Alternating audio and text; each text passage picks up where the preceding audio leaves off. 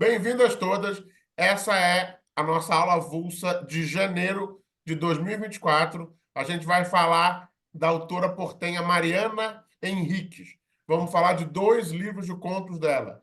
Esse aqui, que é o primeiro, Os Perigos de Fumar na Cama, que ela escreveu em 2009, mas que só saiu no Brasil agora, esse ano.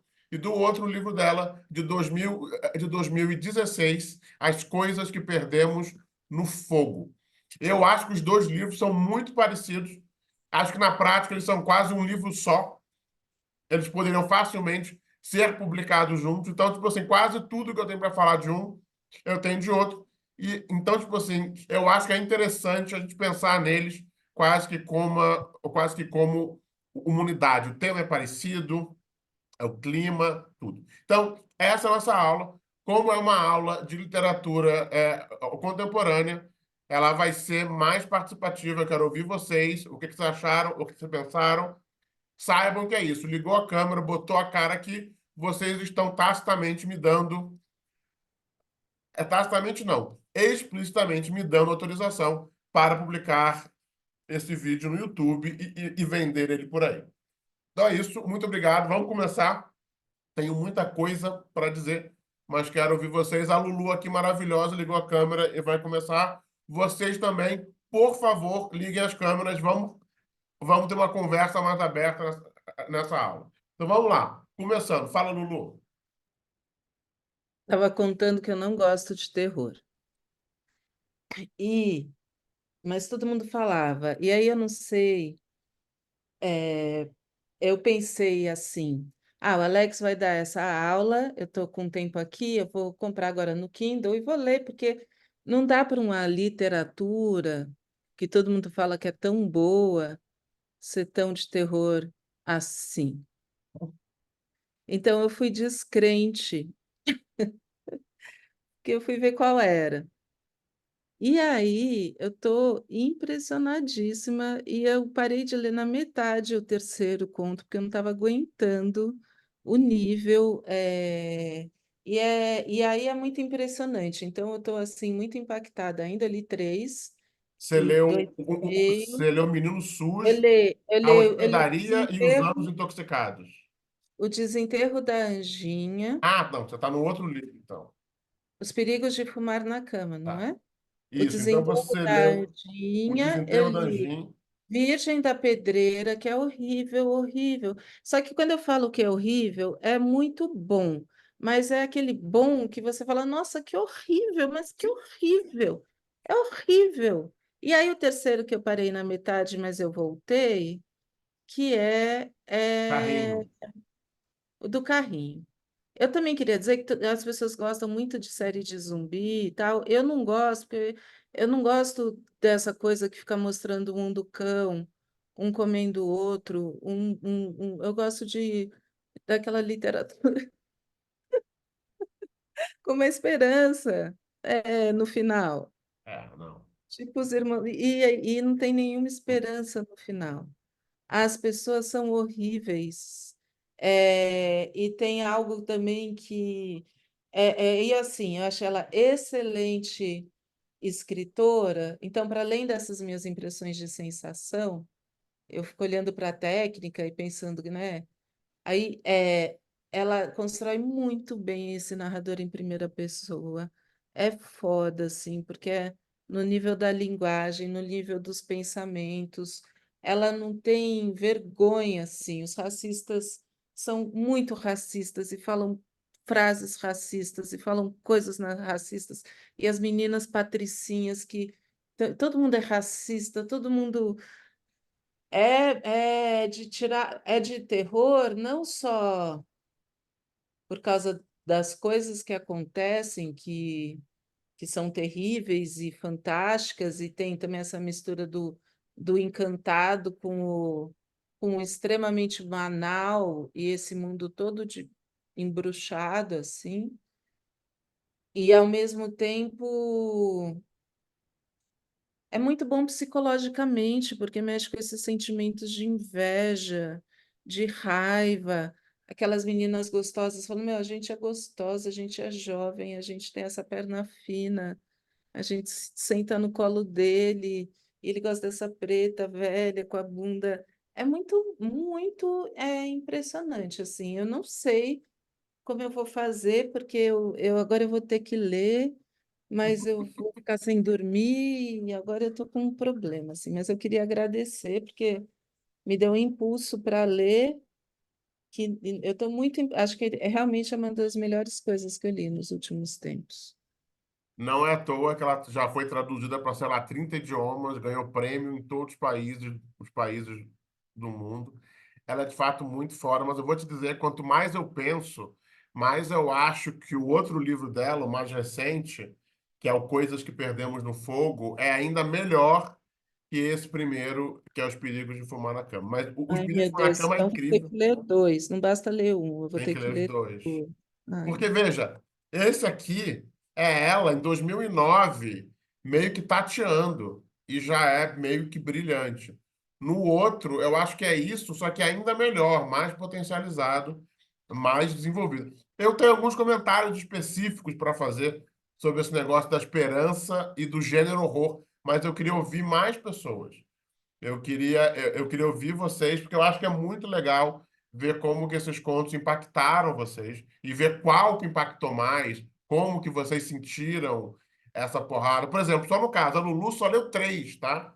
Eu acho que o primeiro, que é o Desenterro da Anjinha, é o mais bobinho, mas a Virgem da Pedreira é uma pedrada, o carrinho é desesperador. E o seguinte, que é o próximo que a Lulu vai ler, que é o Poço me derrubou, o Poço me matou. Eu ouvi o Poço no ônibus, eu estava no ônibus, em pé no ônibus, ouvindo esse conto. Eu tremia, tive que chegar em casa, ouvir de novo e ler de novo. O Poço foi um dos que mais me pegou. Mas vamos lá, vocês, como é que foi a amanhã. experiência? Fala, Lulu. Você ia falar alguma coisa? Eu vou ler esse poço aí só amanhã de manhã, nem morta que eu vou ler antes de dormir agora à noite. Fala, Evelyn. Oi, boa noite. Então, eu li os dois livros, né? Opa. E tudo junto, assim, um atrás do outro. E eu tenho mais uma imagem mental de tudo, de tudo, todos os contos, do que algumas coisas específicas. Você falou do poço, eu falei, cara, do poço. E eu lendo, esses caras são os filha da puta, jogaram toda a maldição na menina, eu não acredito nisso. E aí, era isso mesmo no final, né? É muito doido, é muito legal, eu acho que vale muito a pena ler todos. O que eu gostei mais, foi até, eu comentei no grupo, né? Eu não me lembro agora o nome, mas é da mulher que casa com um cara que é um lazarento, que é muito ruim, que é chato, me dá uma raiva. E aí ela vai visitar os parentes, encontra lá, acho que é a prima dela, e fala: Ah, bora no Paraguai, vamos lá dar uma voltinha lá no Paraguai e tal. E tá numa situação de ditadura do Paraguai. E elas levam o marido dela, e o marido só fica falando asneira, e um cara preconceituoso, um cara desagradável, um cara que ficava xingando ela. Aquilo foi me dando, eu falei, cara, tomara que os espíritos tomem conta dele, vindo já dos outros contos. Precisa da ajuda do sobrenatural para tirar. E me chamou muita atenção que, tipo, quando a família dela viu que ela tinha casado com o cara e que claramente o cara era ruim, ela estava arrependida. Ninguém comentou nada, tratou ele normal, só chegou para ela, viu? Todo mundo comete erros, não se preocupe, isso vai se resolver. Peraí, só para Ah, mas explicar para as gostei. pessoas de que conto está falando, para localizar elas, a Evelyn está falando também de um dos meus preferidos absolutos, o que mais ficou, um dos que mais ficou na minha cabeça, se chama Teia de Aranha e é do Coisas que Perdemos no Fogo. Esse conto que ela está falando. Continua, Evelyn. É muito bom. Então, todos os contos, eu gostei de todos, e eu li todos na madrugada ou de manhã muito cedo, e de ficar pensando neles depois, imaginando. Eu acho muito legal, assim. Eu acho que o que me ajuda a não me envolver muito é que eu tipo, não acredito em nada, né? Então eu não fico pensando, os espíritos vão aparecer, porque se eu tivesse alguma coisa assim, já na hora de dormir ia pensar, será que não tem ninguém no pé da cama? Já ia pensar desse jeito. Mas eu entrei de cabeça na proposta dela, que é um mundo encantado, mais desencantado que encantado, porque o sobrenatural faz parte do dia a dia de formas muito diferentes, mas sempre muito macabras, né? De que maneira que as pessoas interagem, algumas com uma naturalidade, e a naturalidade delas lidarem com o sobrenatural é que é macabra, que você fica, meu Deus, como é que essa pessoa encara de boas lidar com mortos, com espíritos, com seja lá o que for, né? Mas eles lidam. E aí eu acho muito legal porque cria todo um universo assim que é obscuro, né? Não é nada luminoso, é muito obscuro, as pessoas com os seus piores, não só do parte do sobrenatural, mas os sentimentos piores. Ela não tem medo de falar isso que a Lulu estava dizendo, né? As pessoas no seu mais podre, no sentimento, na inveja, isso todo mundo assim, os personagens todos ou estão machucadas, sempre muitas mulheres, né? Acho que é isso que faz Quase que uma só puta mulheres. Eu acho que não diferença, tem, eu né? acho que não tem nenhum conto protagonizado por homem. É só mulher.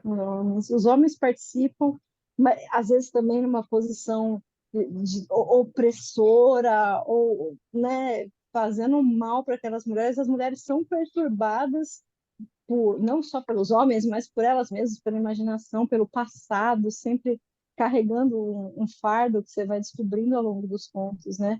E acho que isso que dá muita realidade porque a gente está lendo, porque as pessoas são assim na vida real, né?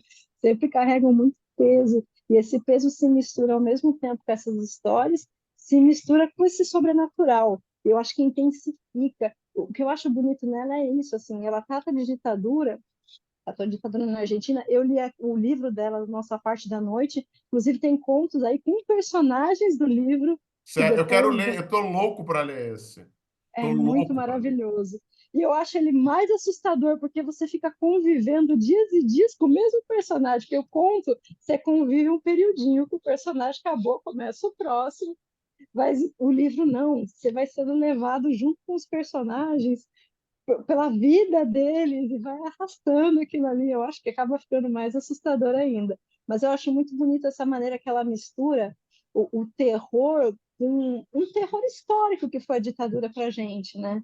Tanto para a Argentina, ela menciona o Brasil em alguns, acho que contos também, mas também no livro. É uma realidade latino-americana que a gente se reconhece no sofrimento histórico e também no sofrimento pessoal, né? Eu acho que como mulher, né, mais velha também acho que não seja um livro tão adequado para gente muito jovem, que não vai entender por que esse pessoal todo é tão perturbado pela vida, né? Acho que demanda um pouquinho de vivência para você olhar e entender o sofrimento das pessoas com profundidade. Então, adorei, foi muito legal os dois livros, super recomendo o pessoal se assustar aí também, que acho que vale a pena.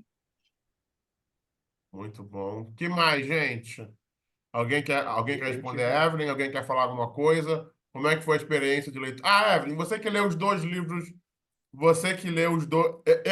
Eu também, eu que já dei aula para jovem, quero dizer que eu acho que esses contos ia ser sucessão para jovem. Aliás, Evelyn, você viu alguma diferença entre um livro e outro? Ou você acha que tem alguma coisa diferente? Teve algum que você gostou mais? Não, eu não vi muita diferença, eu vi mais continuidade mesmo. Tanto que assim, eu li e não falei assim, nossa, como ela mudou o tom. Não, acho que vai. Eu acho que as pessoas podem, inclusive, lendo tudo, ter. Ah, vou listar os 5 preferidos. Vai ser um de alguns de um livro e Sim. outro de outro. Não, tem uma continuidade no espírito, então eu acho que não faz diferença. Eu acho que eles são muito parecidos, muito, muito parecidos. Eu acho que ela já veio bem prontinha, mas tem uma diferença que eu me dei conta preparando a aula e pensando para essa aula, que é o seguinte: o primeiro livro, que é esse aqui, que é Os Perigos de Fumar na Cama, a maioria dos contos são de jovens, né? A maioria não tem muito conto de adulta, de mulher adulta. A maioria dos contos são de meninas, adolescentes ou pós-adolescentes. Então, tipo assim, dá para ver que ela tá falando da vida dela bem recente, porque esse aqui ela escreveu em 2009. Ela tem a minha idade, 2009 ela tinha 34 anos. Então, ela tinha 34 anos, lembrando da adolescência, dos 20 anos. Aí, no novo livro, que é 2016, que ela já escreve quarentona, as personagens tendem a ser mulheres na faixa dos 30, mulheres mais independentes. Então você vê que eu acho que só muda a faixa etária, mas o tema é o mesmo, o clima é o mesmo. Até eu acho que as próprias mulheres, inclusive as mulheres são as mesmas. Tem uma personagem, pelo menos, que se repete. No conto, no conto Nem Aniversários Nem Batizados, tem uma Marcela que se mutila, e essa Marcela provavelmente é a mesma Marcela que se mutila no Coisas que Perdemos no Fogo, num outro conto chamado, eu anotei aqui, chamado Fim de Curso. Então é isso. Tem fim de curso, onde ela é uma adolescente que se automutila e é tirada da escola, e aí no outro nem aniversários, nem batismos, ela já está fora da escola, mas continua se automutilando. Como é o mesmo nome e o mesmo comportamento, dá para presumir que é a mesma personagem. É, Então, eu acho que tem essa diferença que eu vi. Mas que mais, gente? Eu quero saber o que mais que vocês ouviram, como é que foi a experiência, o que é que vocês acharam. Quer falar, Rafael? No Diga lá. caso, isso, porque eu estava em Buenos Aires quando eu vi o livro dela exposto, assim, né? E o livro lá, inclusive, o Nossa Parte da Noite, né? Ele tem um projeto editorial super bonito, assim. Ele tem a capa que é aquele anjo caído, né? E aí o brasileiro ficou uma capa bem mais simples, até eu achei que poderiam ter deixado, né? Enfim. Mas e aí eu descobri meio que por acidente. E aí eu comecei, quando eu cheguei aqui no Brasil, que eu fui procurar e para ler e tal. E assim, a primeira coisa que eu acho que eu pensei foi em termos assim de terror, do tipo, por que, assim, uma autora contemporânea escrevendo terror e se é uma coisa de qualidade, o que que ela está trazendo, assim, de diferente, né? Porque terror é um gênero meio batido, eu acho, pelo cinema, assim, muito, né? Que por muito tempo teve coisas muito clichês, assim, toda essa coisa, né, tradicional do jump scare, né, de cena de susto, e que eu acho que vem mudando nos últimos anos. Mas as duas coisas que eu acho que me chamaram a atenção dela, assim, a primeira é de que os contos têm um ritmo de terminar meio que pré-clímax ou, né, de uma forma meio acho que eu não tive muita catarse em vários deles, assim. A catarse foi durante mesmo a leitura, assim, né? Até porque ela quebra muita expectativa de trazer uma coisa sobrenatural, muitas vezes vem só uma coisa bizarra. E a segunda coisa eu acho que foi que eu achei os contos, assim, muito reais, assim, no sentido de que, né, que eu já falei, assim, eu trabalho com psiquiatria e eu ouço essas histórias, assim, eu ouço histórias, a dos anos intoxicados, as meninas que, né, crescem ali, né, ano após ano, só, essas histórias são, para mim, é o que eu ouço no dia a dia, assim, né, ambulatório de trauma, aquilo não é um terror, né, propriamente fictício, assim, é um terror muito palpável para mim, assim, né? E, e então isso me pegou assim de conseguir também talvez me distanciar, porque eu já estava meio desensibilizado, talvez, com esse tipo de história. Então, quando eu comecei a ler, eu pensei, tipo, tá, isso é um livro de terror, sabe? Porque eu não estava tendo, talvez, um choque tão grande. Aí eu comecei a olhar diferente para o livro e talvez um pouco diferente também para as pessoas, né, que vão me contando histórias parecidas, assim. Então, acho que foi bem o que eu levei. Eu li só o. Eu não li ainda o Nossa Parte da Noite, e eu li As Coisas que Perdemos no Fogo, que Posso eu fazer achei uma excelente, sim. pergunta para o Rafael? Fala, Claro. Lu. O que que mudou na maneira de você olhar nas pessoas que você lida, que você falou que você acha que mudou? Eu acho que é esse esforço, assim, de sensibilizar de novo, assim, para algumas coisas, né? Porque a gente até tem né, isso é uma coisa meio técnica, de que tu se mantém de alguma forma meio impassivo, às vezes, com o paciente, né? Assim, a pessoa te conta uma coisa muito surpreendente, e tu não, né, se tu reage de forma muito estranha, isso gera, né?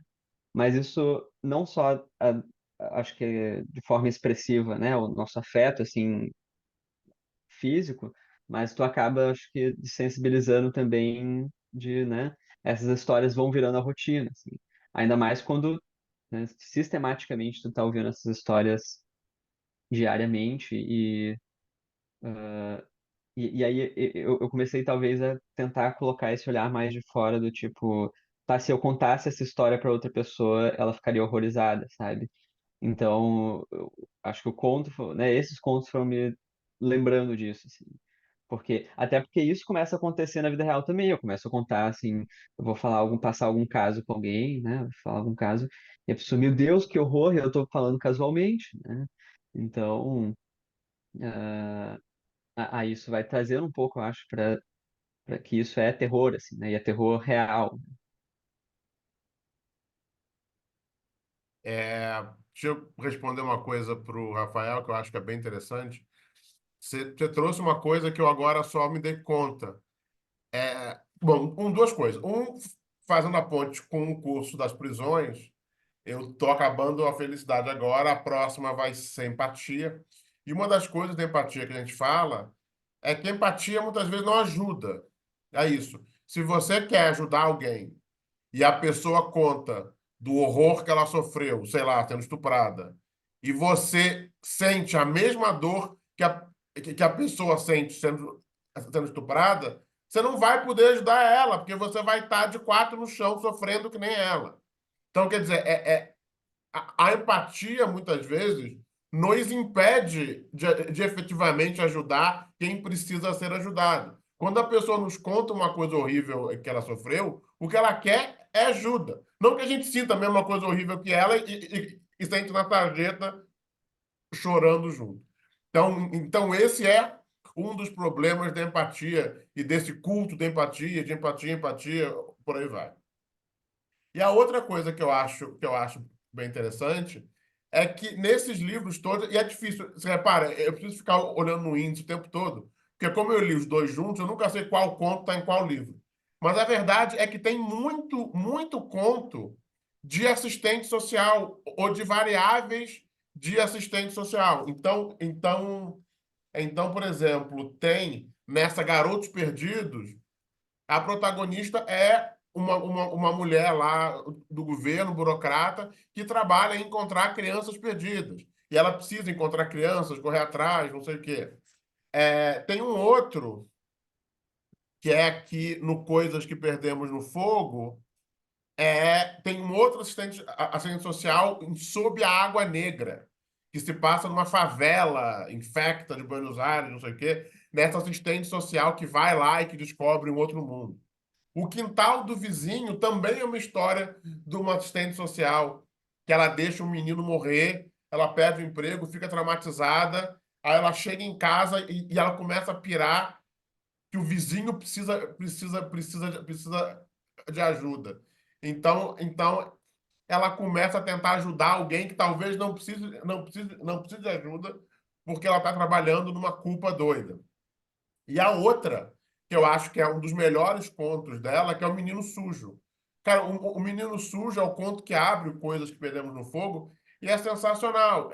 Que é a história de uma menina rica que vai morar num bairro pobre contra a vontade da família rica, que queria que ela morasse num bairro rico. E ela encontra um menino de rua e aquilo muda a vida dela de uma maneira. Ela tenta ajudar, e nessa tentativa de ajudar o menino sujo, ela esbarra contra si mesma, né? É isso. A gente sente muita empatia, mas na hora de fazer, o que é que a gente de fato faz? Né? O que é que a gente faz? Muito pouco. Então, quer dizer, esse também é o horror. O horror aí é a moça se encarando com o horror da calçada dela e se encarando mais ainda com o horror da própria insensibilidade e da própria impotência. Então, uma coisa que muitos, muitos contos dela têm em comum é serem ou narrados ou vistos pelo ponto de vista de pessoas que ou têm vontade de ajudar ou cujo trabalho é ajudar e ficam dando murro em ponta de faca. E o último comentário que o Rafael falou é que o primeiro conto que ele falou, que é Os Anos Intoxicados, é um conto que é do Coisas que Perdemos no Fogo. É um conto que a própria Mariana Henriques já sublinhou como sendo o conto mais autobiográfico. Que esse conto é a história da infância e adolescência dela, no contexto da hiperinflação e do Menem na década de 90, que é uma juventude desesperada, em que o país estava derretendo, não tinha dinheiro, não tinha carreira, não tinha nada. Então, que os pais não davam atenção para os filhos, porque estavam cuidando de ganhar vida loucamente, e os filhos cresciam meio sozinhos, meio doidos, e que havia essa ideia geral de que não havia futuro na Argentina. Então, quero um Deus nos acuda, cada um faça o que quiser. Então, é muito interessante que esse é o conto que ela fala, cara, essa é a minha vida. Esse conto é a autobiografia da minha vida e da minha geração nesse momento histórico específico. Eu acho que é um dos contos mais, não é que eu vou dizer chatos, eu acho que ele é o conto que menos funciona enquanto conto. Mas ele é muito bom porque o tom dele é literalmente o tom da obra toda dela. Então, é exatamente isso, essa juventude. E uma coisa interessante que é o que a Lulu falou é que ela não tem papas na língua. Até, aliás, tem uma matéria dela aqui que eu vi, que ela é jornalista.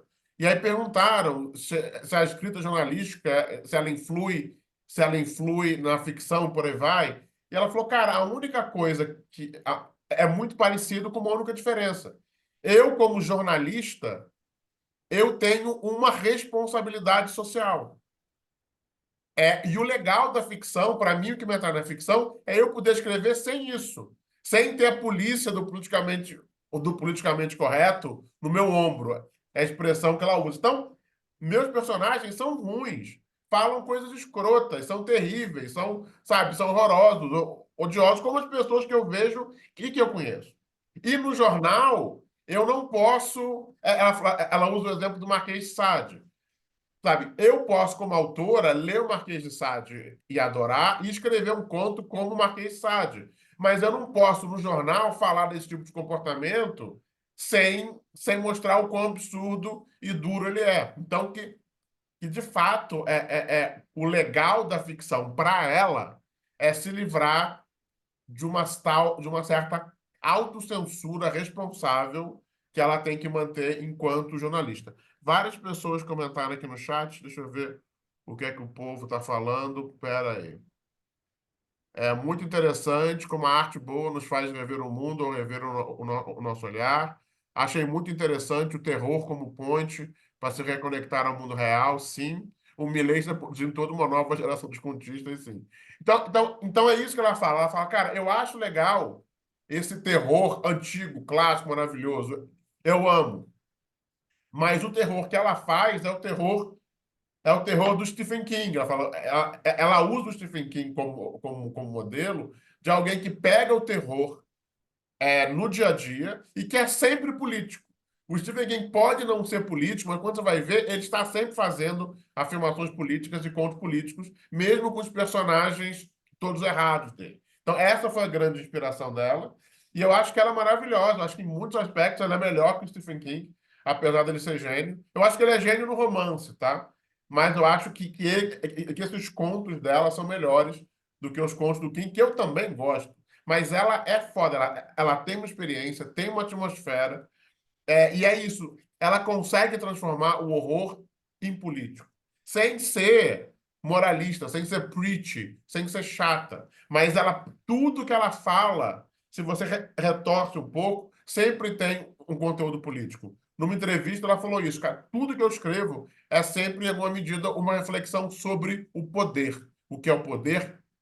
É quem tem, quem exerce e quem sofre.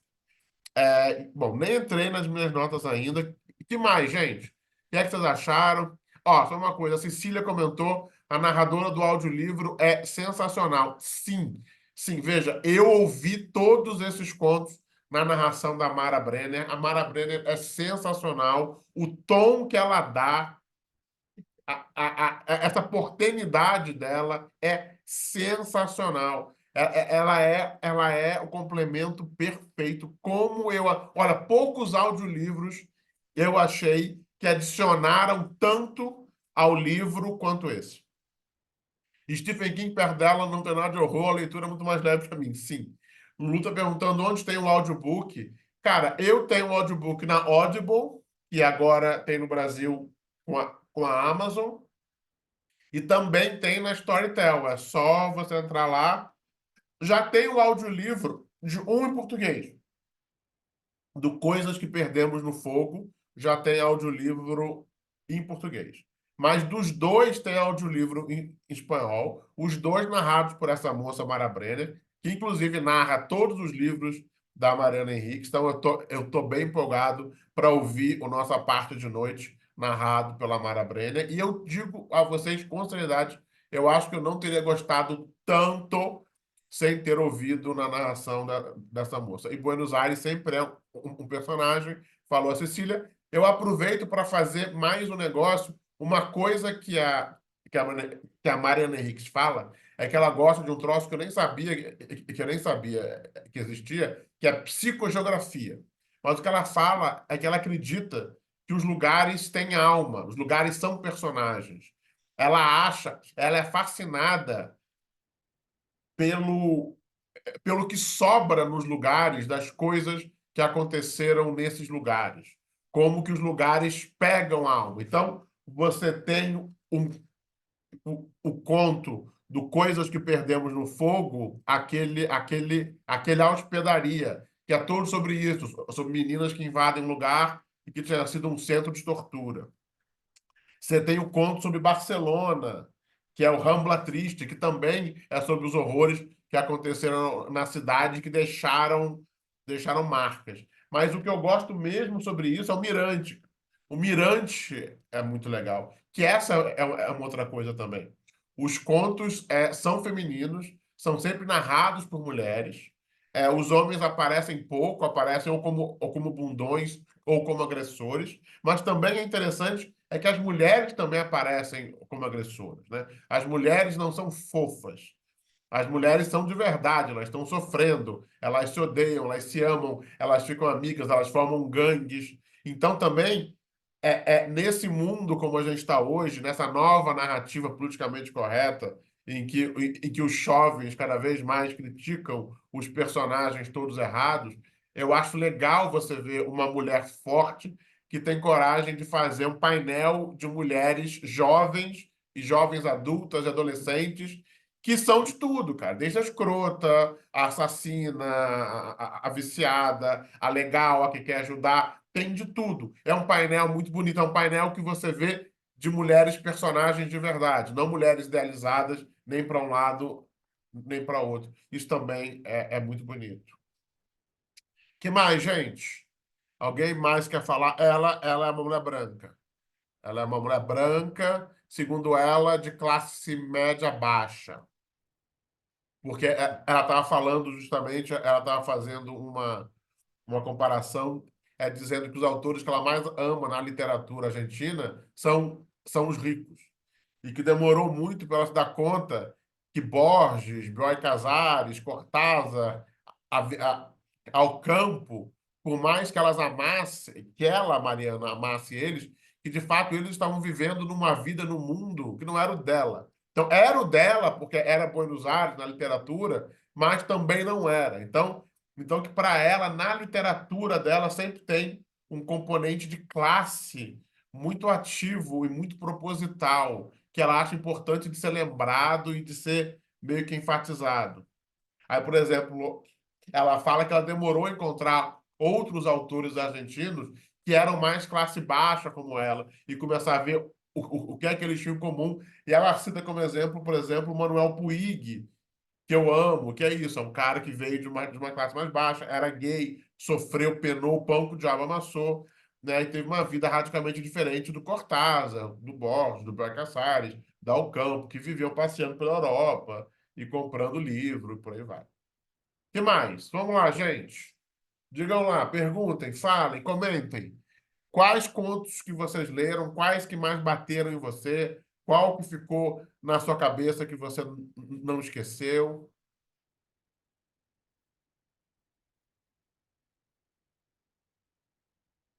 Vamos ver, eu vou passar aqui no índice e vou ver o que é que eu lembro de cada um e o que é que vocês têm em comentários.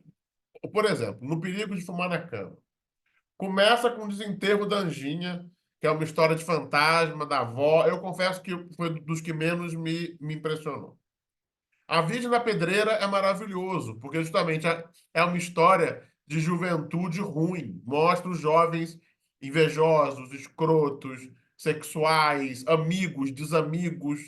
É uma coisa que você não vê no Harry Potter. Fala, Lulu.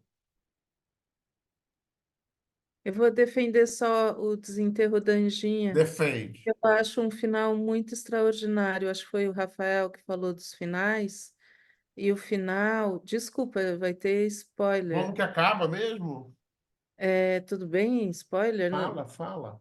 Ah, ela é seguida até o ponto de ônibus pelo fantasma. Tipo, essa fantasminha horrorosa que fica deixando a pele e o osso e é nojenta e tal, nunca vai desaparecer e termina assim. E você fala, meu Deus, e agora? Ah, então eu achei muito foda esse final, assim. É, e eu obriguei a correr atrás de mim com seus pés descalços, que de tão podres deixavam despontar os ossinhos brancos. É verdade, é foda. É bom isso, É assim. uma maldição sem fim. Sem fim, horrível, de uma bebê que vai. E ela leva para a feira, e também tem essa coisa que é muito legal, que acho que a Evelyn falou, né, Evelyn, do banal, assim, essa anjinha zumbi para a feira, umas pessoas reparam, outras não reparam. Eu achei isso. Ah, e ela até diz assim, eu comecei a me assustar, mas depois fui me acostumando com a presença dela, ela foi indo comigo para toda parte, e tudo bem. Falava com ela, às vezes, né, dava, contava as coisas. Você pega, o sobrenatural abraça ele e vive com isso. Muito bom. E termina desse jeito, que tipo, você percebe que nunca vai passar, que é isso. Eu achava que assim, levando para casa, que tinha, né, os ossos dela tinham sido enterrados, ia acabar a maldição, certo? Era por isso que ela estava seguindo, para chegar até a Não casa da avó acaba, dela. mas Então, não acaba. É isso que essa mulher é corajosa. Ela não dá, essa escritora, um respiro para nós. Bem que podia acabar a maldição. Então, deixa eu aproveitar e falar isso. Eu acho que um dos contos mais interessantes dela é o conto que dá título ao outro livro, que é o Coisas que Perdemos no Fogo, que é das mulheres que tacam fogo em si mesmas. Lulu, eu vou te contar então qual é da história, porque a história é a seguinte: é que de repente, no metrô, mulheres começam a tacar fogo em si mesmas. E não tacar fogo para morrer, tacar fogo só para ficarem deformadas, queimadas. E aí isso começa a virar um comportamento contagioso. As mulheres começam a tacar fogo em si mesmas. E aí elas se juntam num grupo. Elas fazem meio que um grupo terrorista de mulheres que começam a tacar fogo em si mesmas. E aí começa a ficar a cidade cheia de mulher queimada. Que é isso, não é só uma, duas, são centenas, milhares de mulheres queimadas. E aí você. Mas E aí tem no um final. discurso junto? Não. É, Não tem o discurso. discurso é o seguinte: é que agora elas vão mudar o padrão de beleza. As mulheres queimadas agora vão ser tão normais que você não vai poder ficar, que os homens não vão poder ficar negando mulher queimada ou mulher feia. Vamos ficar todo mundo queimado, vamos nivelar essa porra por baixo. Foda-se essa merda, foda-se o padrão de beleza. Vamos queimar todo mundo, vamos se queimar. E é isso, é Ai, uma meu loucura, Deus. veja. E Não como é. acaba? É isso, não é E essa que é uma coisa legal. Esse conto é um dos mais interessantes. Ela considera um conto de ficção científica, mas que é isso? O conto não dá isso como opção, né? Ele narra bem assim, bem assim, bem assim, desapaixonadamente esse fenômeno social e cultural que começa a acontecer das mulheres queimadas, dessas e aí você se pergunta, quais são as coisas que nós perdemos no fogo, né? O que é que elas perderam no fogo? O título do conto e do livro é As Coisas que Perdemos no Fogo. Aliás, vale a pena chamar a atenção, Muito tem foda. fogo nos dois títulos, né? Coisas que Perdemos no Fogo, Os Perigos de Fumar na Cama, são dois livros onde o fogo está sempre muito presente. Não tem frio e raramente tem água. Mas todas as histórias são quentes, são suadas, tem fogo, tem chama, tem fumo. Isso também é uma coisa bem interessante. Claramente é um símbolo importante para ela de muita coisa.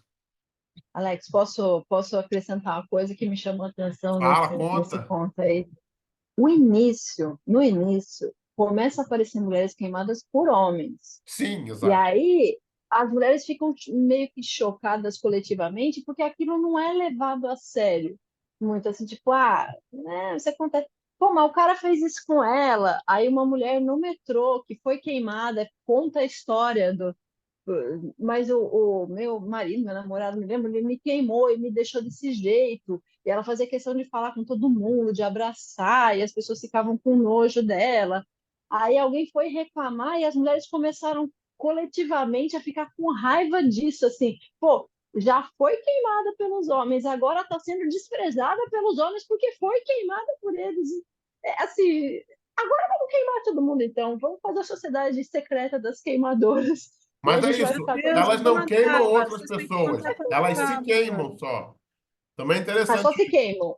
Elas não A sociedade agridem, secreta é elas para se uma agridem. ajudar as outras se queimarem. Se você decide se queimar, você vai ter assistência das outras, porque não é para você morrer. Não Exato. é, a ideia não é se matar, é você se queimar a ponto de destruir a sua aparência E é tradicional e isso virar também. aparência de queimado. Lulu, veja, tem um elemento de sororidade, elas vão se queimar juntas, porque uma se queima e as outras em volta apagam o fogo para ela não morrer.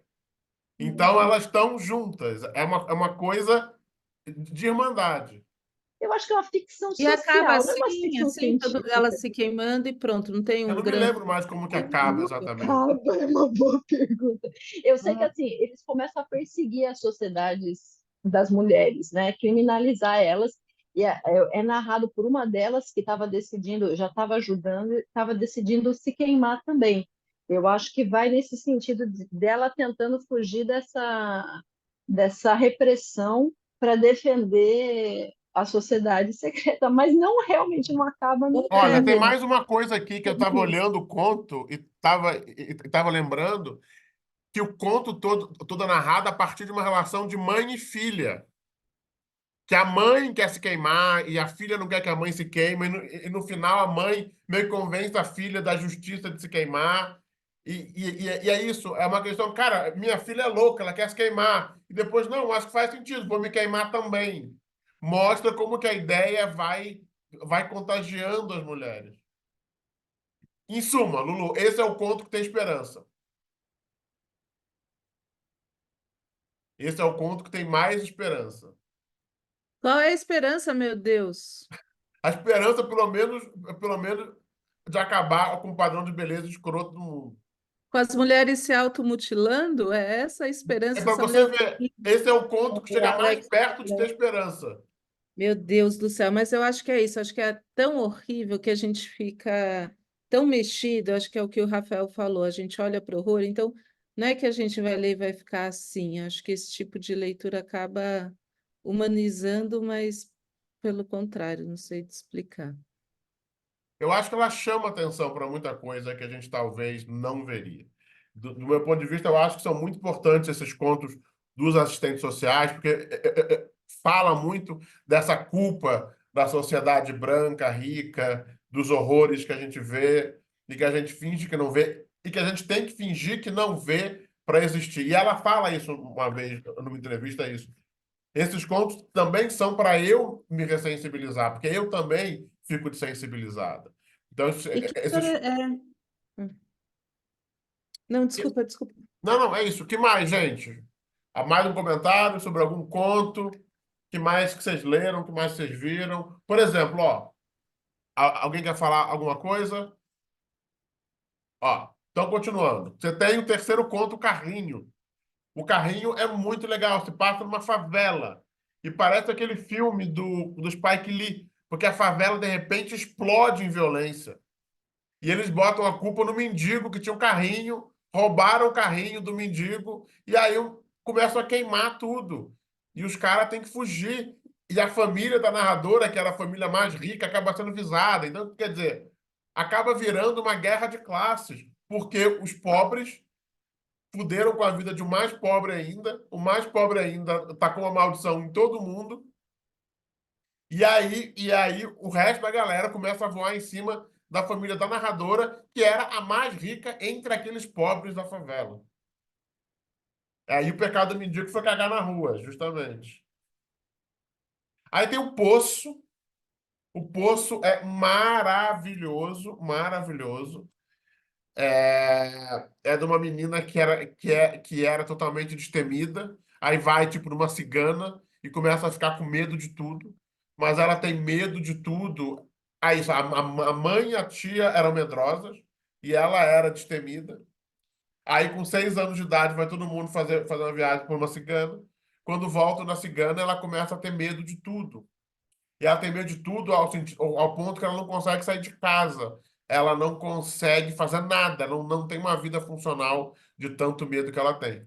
E aí, anos depois, ela descobre, vou dar spoiler aqui, vocês corram atrás, que na verdade a mãe e a tia levam ela para aquele serviço porque elas pegam todos os. A cigana, a bruxa, pega todos os medos da mãe e da tia e coloca na menina. Então a mãe e a tia ganham a vida em troca da menina ficar paralisada de medo. E aí tem uma série de assim, racionalizações. Não, porque você é criança ainda, nós somos adultas, nós vamos cuidar de você, nós vamos proteger você, mas nós adultas, com esse medo que a gente sente, a gente não consegue fazer nada. E por óbvio, todas têm medo do quê? Medo de homem, que é o bicho-papão do mundo, né? Tipo assim, quem mais faz esses horrores se não os homens? Mas é isso. Para fugir dos horrores dos homens, duas mulheres adultas fodem com a vida de uma criança que elas deveriam proteger. É isso. Contado assim, não parece tão forte, mas foi dos que mais me fez ficar mexido, assim. Alex, só para acrescentar isso também, não, eu acho assim, imageticamente mesmo, eu tenho tudo imaginar na minha cabeça, porque, por exemplo, da bruxa, eu não coloquei ela como cigana na minha cabeça, eu fiquei imaginando mais aquelas velhas benzedeiras que eu, quando era criança, fui levada, então eu já conhecia, já tinha imagem delas na minha cabeça, já pensei nisso tudo, mas aí eu pensei muito mais nessa questão desse medo que essas mulheres, que a irmã também tinha, e a irmã, na verdade, é a única que tem um pouquinho de dignidade de falar, não, eu sei o que aconteceu e não é justo que ela fique com medo de todas nós. Mas o que eu fiquei pensando muito quando eu via isso é que existe um certo medo, não é só hereditário, entre as mulheres é um medo que vai passando de geração para geração, não é hereditário no sentido de ser sanguíneo, mas que você vai aprendendo ao longo da vida ao que ter medo com base nas outras mulheres, né? Você vai vendo assim, não, mas por que ela tem tanto medo disso? Aí você vai ficando mais velha, você vai aprendendo a ter medo das mesmas coisas, você vai passando por umas violências parecidas. Então eu pensei muito nesse ponto isso. Que o medo é transferido de uma geração anterior para mais nova, e isso acontece no mundo real. A gente vai carregando um medo que vem assim, né, milenar, no medo transferido de mulher para mulher. E é isso que você falou, o medo dos homens, o medo do mundo, tanto que o mundo pode ferir a mulher. Mas isso eu pensei de uma maneira metafórica, porque no ponto mesmo é uma maldição prática que é transferida, né, das mulheres mais velhas para mais novas. E da irmã também, que acaba florescendo na vida, largando que ela tinha medo também, ela floresce na vida, enquanto a irmã está lá morrendo de medo, trancada em casa. Mas pelo menos a irmã dela teve a decência de falar: vamos levar ela para ver se ela perde essa maldição, né? E como todos os outros contos, não acaba bem necessariamente. Mas tem uma coisa interessante nesse conto que eu lembrei, é o seguinte, elas descobrem o que aconteceu quando a irmã leva a outra irmã para voltar à cigana, sei lá, 15 anos depois. E aí, e aí a irmã fica se passando de boazinha, como você falou. Mas eu te ajudei, eu te trouxe. E a cigana fala: Não, não, não, filha, eu estava lá, eu me lembro. Tu podia ser criança, mas tu sabia o que estava acontecendo, tu estava super empolgada e você, entendeu, usufruiu disso a vida inteira. Então, ó, tu não tá inocente, não. A cigana ainda aponta o dedo. Não, não tem inocência possível.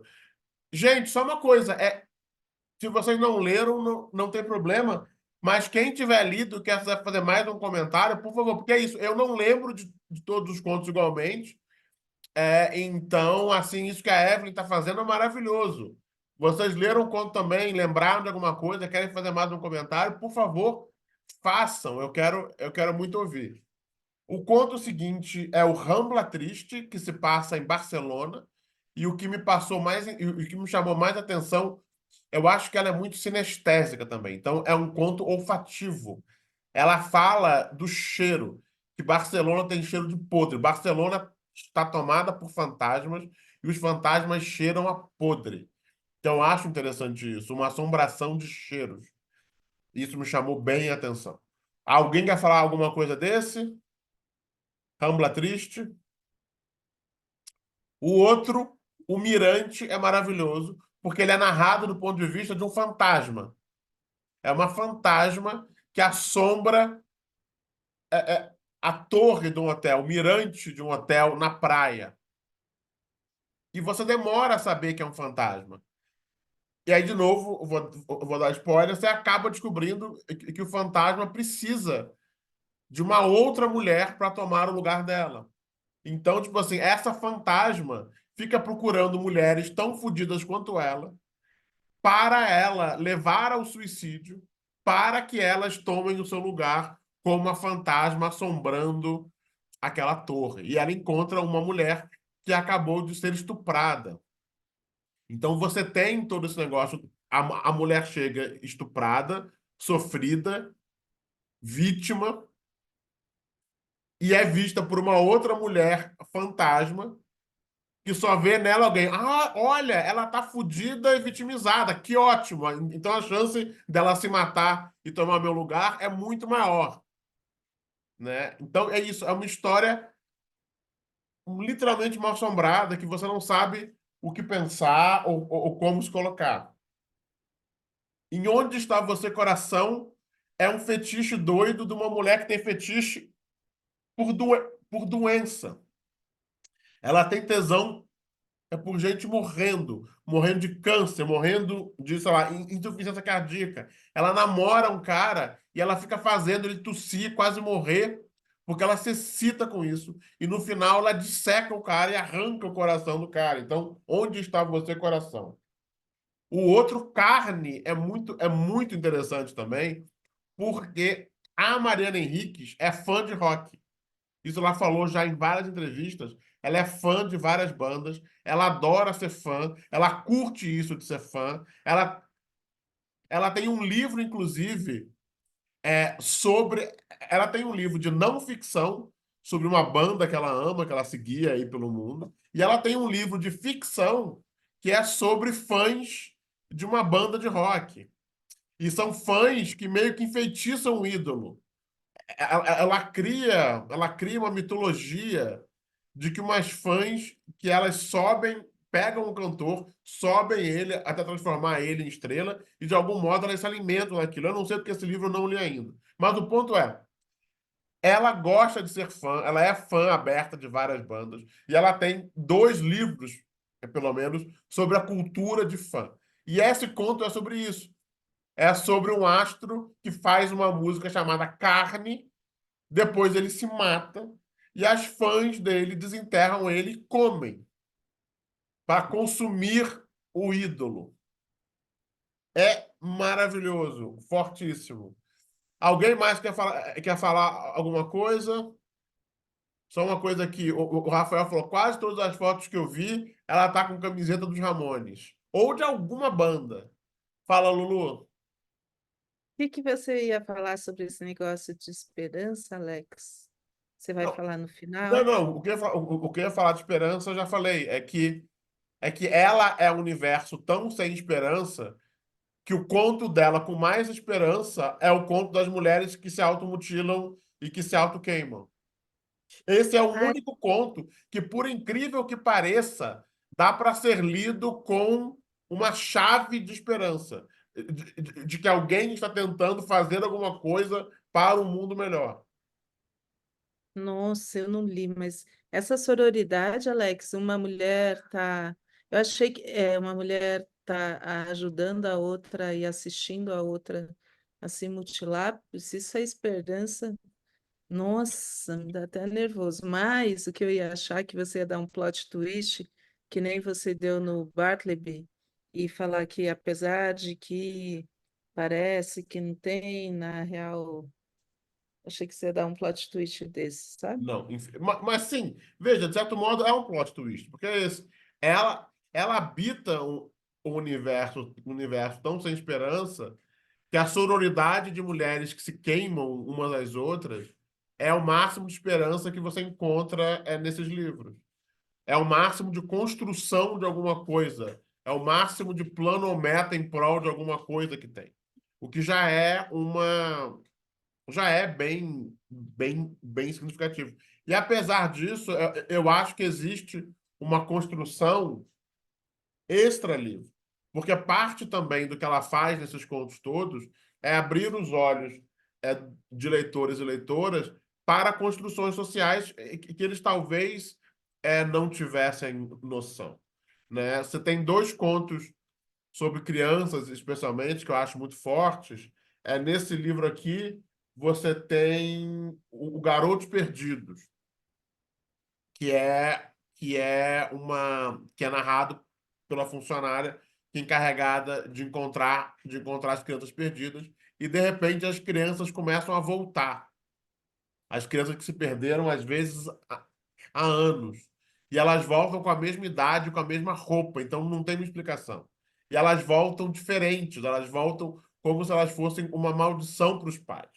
E isso tem tudo isso não só tem um lado social interessante, mas também fala muito para a sociedade argentina, porque para quem não sabe, a ditadura matava a mulher grávida, sequestrava as crianças e dava para novas famílias. Então, hoje tem muita gente da nossa idade, minha, da Lulu e da Mariana Henriques, gente chegando nos 50 anos, que está descobrindo agora que, que as pessoas que eles achavam que eram os pais, na verdade, foi a turma que matou e torturou os seus pais biológicos verdadeiros. E aí, o que você faz com isso? Isso não é só que você descobriu que você é adotado, que já é complicado. É que seus pais mataram e torturaram seus outros pais e te roubaram. Então, tipo assim, tudo isso não é dito com essas palavras, mas está muito latente nesse conto dos meninos perdidos que voltam e voltam sendo outras pessoas.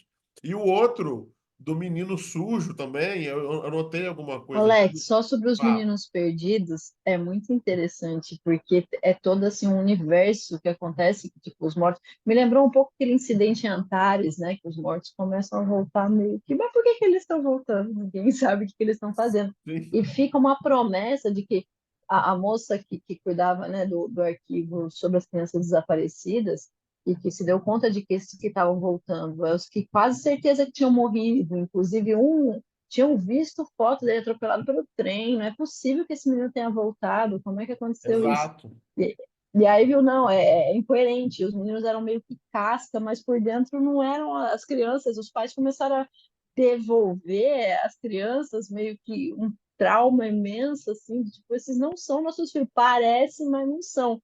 E aí a moça tem coragem de falar com eles, né? Ele fala assim, então, eles começaram a se juntar numa casa abandonada e ninguém tinha muita coragem de mexer com eles. Ela, então, mas vocês vão ficar aí até quando? Ela, até o próximo verão.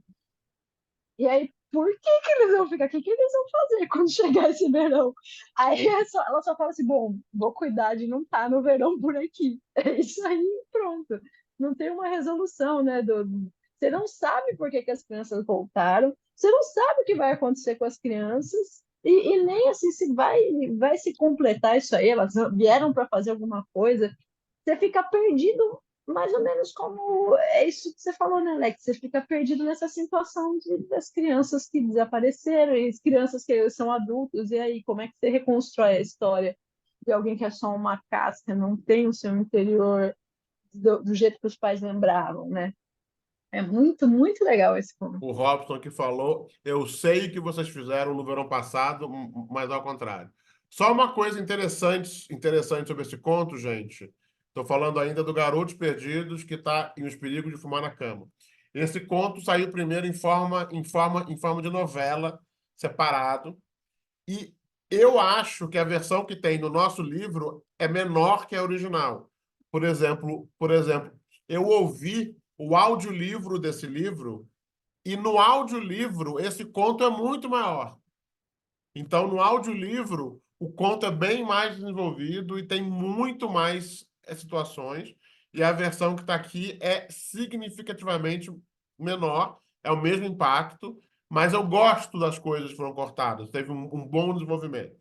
Então, quem gostou desse conto e quiser ele inteiro, ouça o audiolivro. O Rafael está indo embora. Gente, eu vou pedir um intervalinho rapidinho. Eu vou dar um pause aqui na gravação. Me dá um intervalinho de 10 minutos.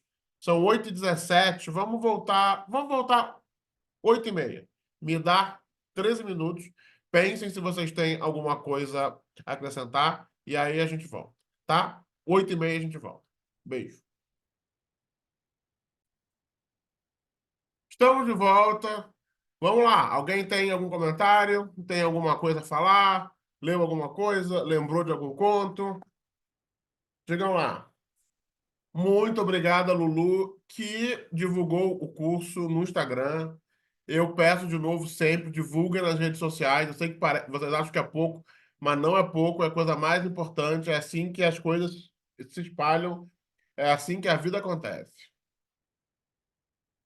É, O próximo conto do Perigos de Monacama é o Nem Aniversários, nem Batizados, que tem uma premissa bem interessante, tem um moço que é videomaker.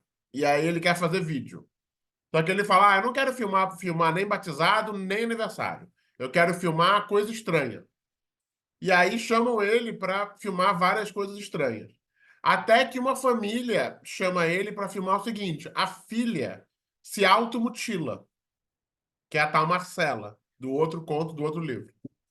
Só que a família acha Só que, só que a menina diz que não é ela que se automutila, que tem alguém que mutila ela, tipo uma entidade que mutila ela. E a família acha que não, que é ela que se automutila, por óbvio.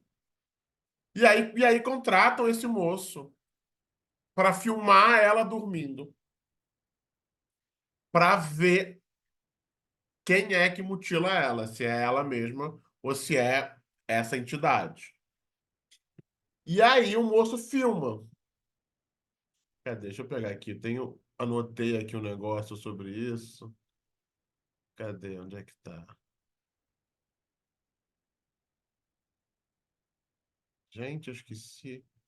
Como é que eu anoto muita coisa? É...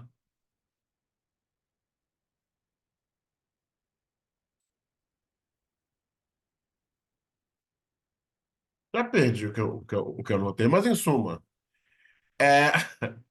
o cara fica lá voyeurizando a menina, ele filma a menina pelada de noite e no final se recusa a dar o vídeo, né? Ainda recusa a dar o vídeo para ela e some. Então, é como se fosse uma dupla violação, né? Ela, além de tudo, além de sofrer ou dessa loucura, ou desse ente que vigia ela também sofre desse voyeurismo que vigia ela, mas não ajuda. Vou ter que achar aqui as minhas notas. Depois a gente tem o Garotos Perdidos, que eu já falei, que é um dos contos mais importantes. Tem o Perigos de Fumar na Cama, que eu acho principalmente fraco, não me bateu muito. E o Quando Falávamos com Mortos, que é de uma sessão de Ouija, aquele que você fica chamando o morto, fala, vem, tem alguém aí, não sei o quê, que é um dos contos mais políticos, no sentido que é o conto que mais fala, de fato, fala explicitamente dessa questão dos desaparecidos, que toda a família teve alguém que desapareceu, algum tio esquisitão que desapareceu. E verdade, gente, é que a gente não tem noção. Eu não quero ficar comparando ditaduras, mas a nossa ditadura oficialmente matou 400 pessoas. Deve ter matado mais algumas, muitas não oficialmente, mas o número eu acho que não deve passar do dobro disso, alguma coisa assim, talvez o triplo disso. A Argentina, eles mataram 60 mil pessoas, entendeu? De uma população muito menor, muito menor. Então, o horror da ditadura, a nossa ditadura foi um horror, mesmo que não tivesse matado ninguém. Mas a Argentina foi um horror completamente fora de escala nesse ponto, de toda a família ter alguém desaparecido, ter essa noção dos desaparecidos, né? Os milicos de lá aproveitaram para fazer uma limpa na esquerda. E é isso. Você imagina, e é isso. Você imagina se a nossa ditadura tivesse matado todas as lideranças de esquerda das décadas de 60 e 70. Se Lula, Betinho, Haddad, isso. Se todo mundo que é todo mundo da esquerda de hoje, que hoje tem 60, 70, 80 anos, tivesse sido desaparecido na década de 60 e 70, com 20, 30 anos, né? É toda uma geração que foi obliterada. O que também fode um país, né? Também é uma perda de capital humano irreparável. Então esse conto fala um pouco nisso, nessa vibe do terror, usando esse terror como desculpa. Eu vou aproveitar e fazer o seguinte, deixa eu olhar aqui as minhas notas, que eu anotei muita coisa, já falei algumas. Então vamos pegar aqui. Alex, Eu esse digo. daí é interessante que os mortos têm vergonha de falar, porque vários não sabem onde os corpos deles estão, né? Então Boa aí aí. quando eles perguntavam, né, elas todas lá perguntando, "Oh, seu nome, não sei o quê, pedindo informação de outros mortos, né? E aí quando perguntava deles, ele tinha vergonha. Aí um morto explicou assim, não, é porque quando não sabe onde está o corpo, o morto fica com vergonha de dizer, não sabe o que aconteceu com ele. Vários não sabiam o que aconteceu com ele. Isso é muito interessante, Esse né? detalhe é matador. Muito bom esse detalhe. Mais alguém, gente? Algum comentário, alguma coisa? Tá, eu vou passar aqui, ver aqui o que é que eu não falei ainda, e aí a gente vai conversando. Eu anotei aqui que é muito interessante que os contos, muitas vezes, boa parte dos contos, são sobre amizades, né? Amizades cúmplices, grupos de amigas, até às vezes grupos de amigas cúmplices, amigas que se odeiam. É, E é isso, você tem vários contos que são sobre grupos de meninas, mostrando também como que as meninas se comportam em grupo. Isso também é muito interessante. E me lembrou um pouco a menina Amiga Genial. Algum comentário sobre isso? Sobre os contos de amizade, amizades femininas? Ok, que mais? É, Então, a questão do fogo eu já falei. Tá, agora eu queria falar um pouco sobre o conto O Menino Sujo, que é o primeiro conto do Coisas que Perdemos no Fogo, que foi um conto que me afetou demais. E aí eu escrevi um comentário aqui sobre a narrativa desse livro. A narrativa desse livro, Coisas que Perdemos no Fogo.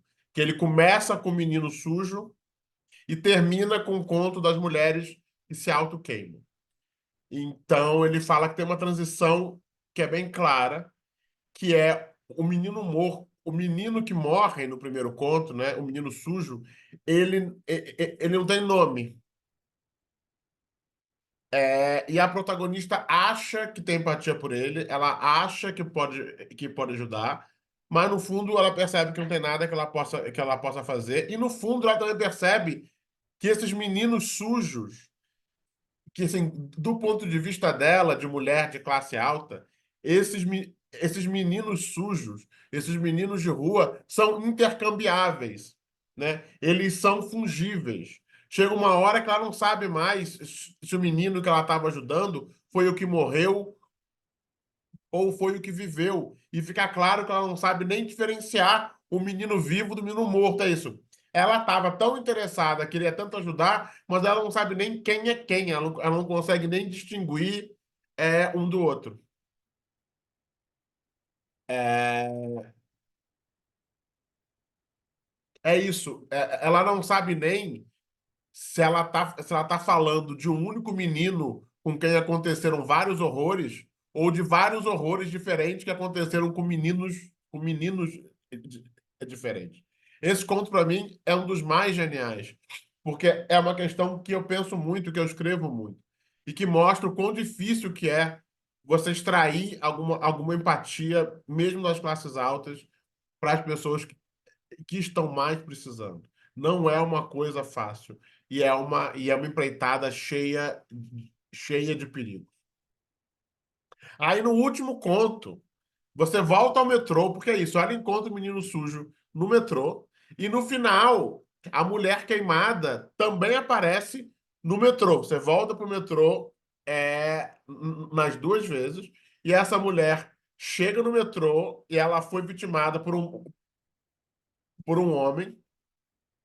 E ela começa como o menino sujo, falando aos passageiros e pedindo ajuda. Só que a diferença é que o menino sujo do primeiro conto não consegue ajuda, ele morre ou some, ou ninguém sabe o que acontece com ele. E essa mulher queimada do último conto, ela consegue se nomear e ela consegue pedir ajuda e ela cria um grupo de mulheres em torno dela. Então que existe no Coisas que Perdemos no Fogo um pouco esse arco narrativo que começa no metrô e termina no metrô do menino vitimizado e da mulher vitimizada. Algum comentário? O metrô não deixa de ser a parte de baixo da sociedade, né? Sim. Que acontece no subterrâneo da sociedade e que ela mesma não pegou, né? Aqui eu anotei vários casos de violência contra a mulher, é isso, não faltam violências contra a mulher. Ah, me lembrei aqui. Tá aqui o que eu anotei sobre o filme Nem Batizados, Nem Aniversários. Que é que o videomaker, que a família chama para filmar a menina, para mostrar se ela está se automutilando ou sendo mutilada por outra pessoa, o videomaker fica 2 noites com ela. Ele nunca vê esse tal ele, né, essa coisa sobrenatural, mas ele filma detalhadamente o corpo dela, numa visão voyeurística, numa visão fetichista, o corpo dela machucado, o corpo dela fudido, o corpo dela ah, flagelado, seja lá por quem. E aí, quando ela pede para ver o filme, que ela fala, cara, eu queria ver o filme. E ele fala, não, mas não aconteceu nada. Falou, ok, mas eu queria ver o meu corpo, eu queria ver esse filme do meu corpo. Você entrou na minha casa, filmou o meu corpo nu, dormindo, eu quero pelo menos ver o corpo. Aí o cara não só não dá a fita, como jura que nunca vai voltar para casa dela. Então, quer dizer, esse ato final de ainda por cima negar a ela ver o próprio corpo é como se fosse o detalhe cruel final numa história que mostra o isolamento da mulher abusada. Quer dizer, a gente fica esperando que vai ter um fantasma, que vai ter um sobrenatural, mas no fundo não tem sobrenatural nenhum. O que a gente tem é um último ato sacana, um último ato escroto de mais um homem em cima dessa mulher que já está fodida e flagelada e vitimizada e ainda sofre esse voyeurismo e essa recusa. Quer falar, Lulu?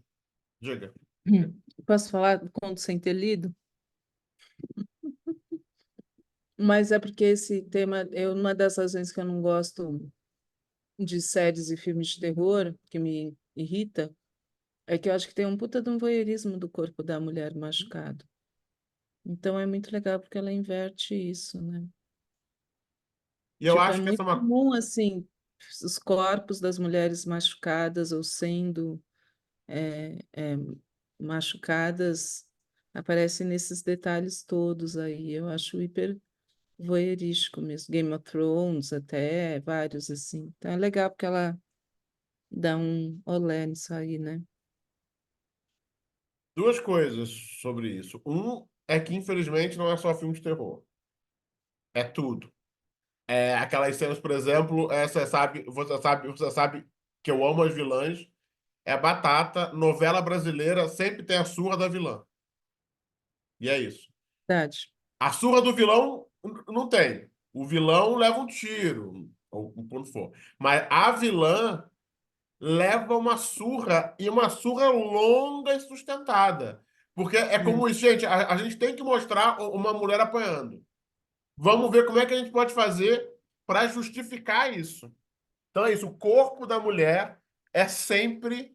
E é isso, e é aquele negócio da mulher que é morta, estuprada, para dar motivação pro herói e tudo.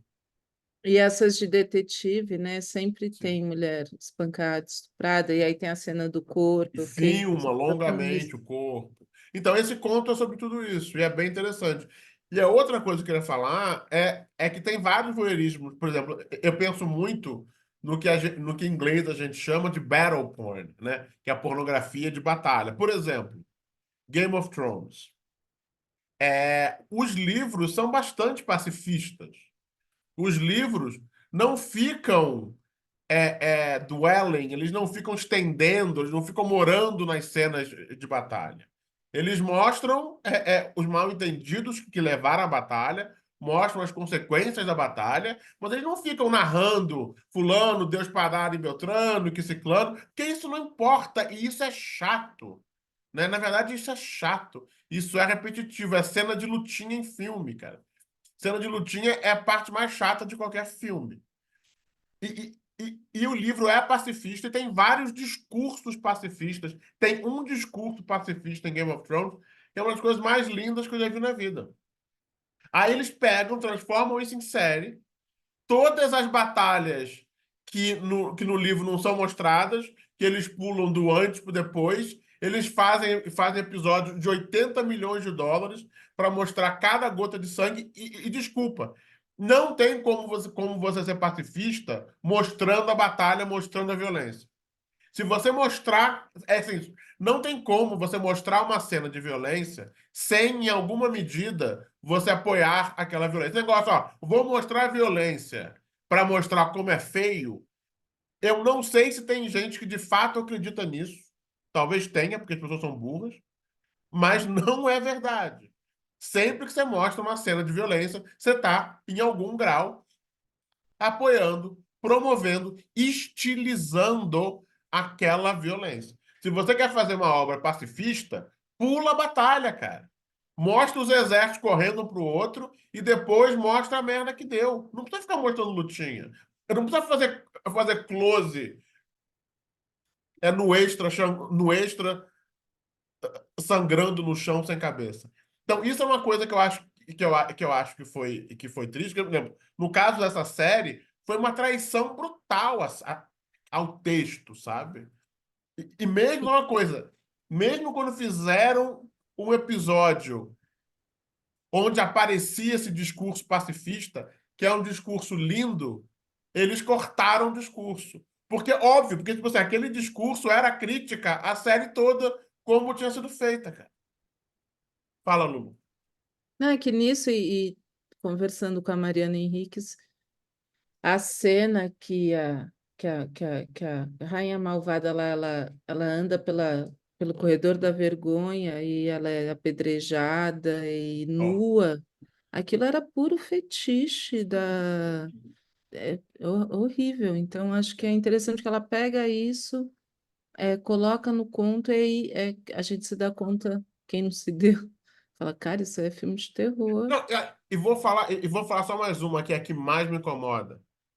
Caralho, a princesa Leia é uma general, é uma senadora, é uma princesa, é a cabeça da rebelião. A mulher fez, aconteceu, dominou, decidiu.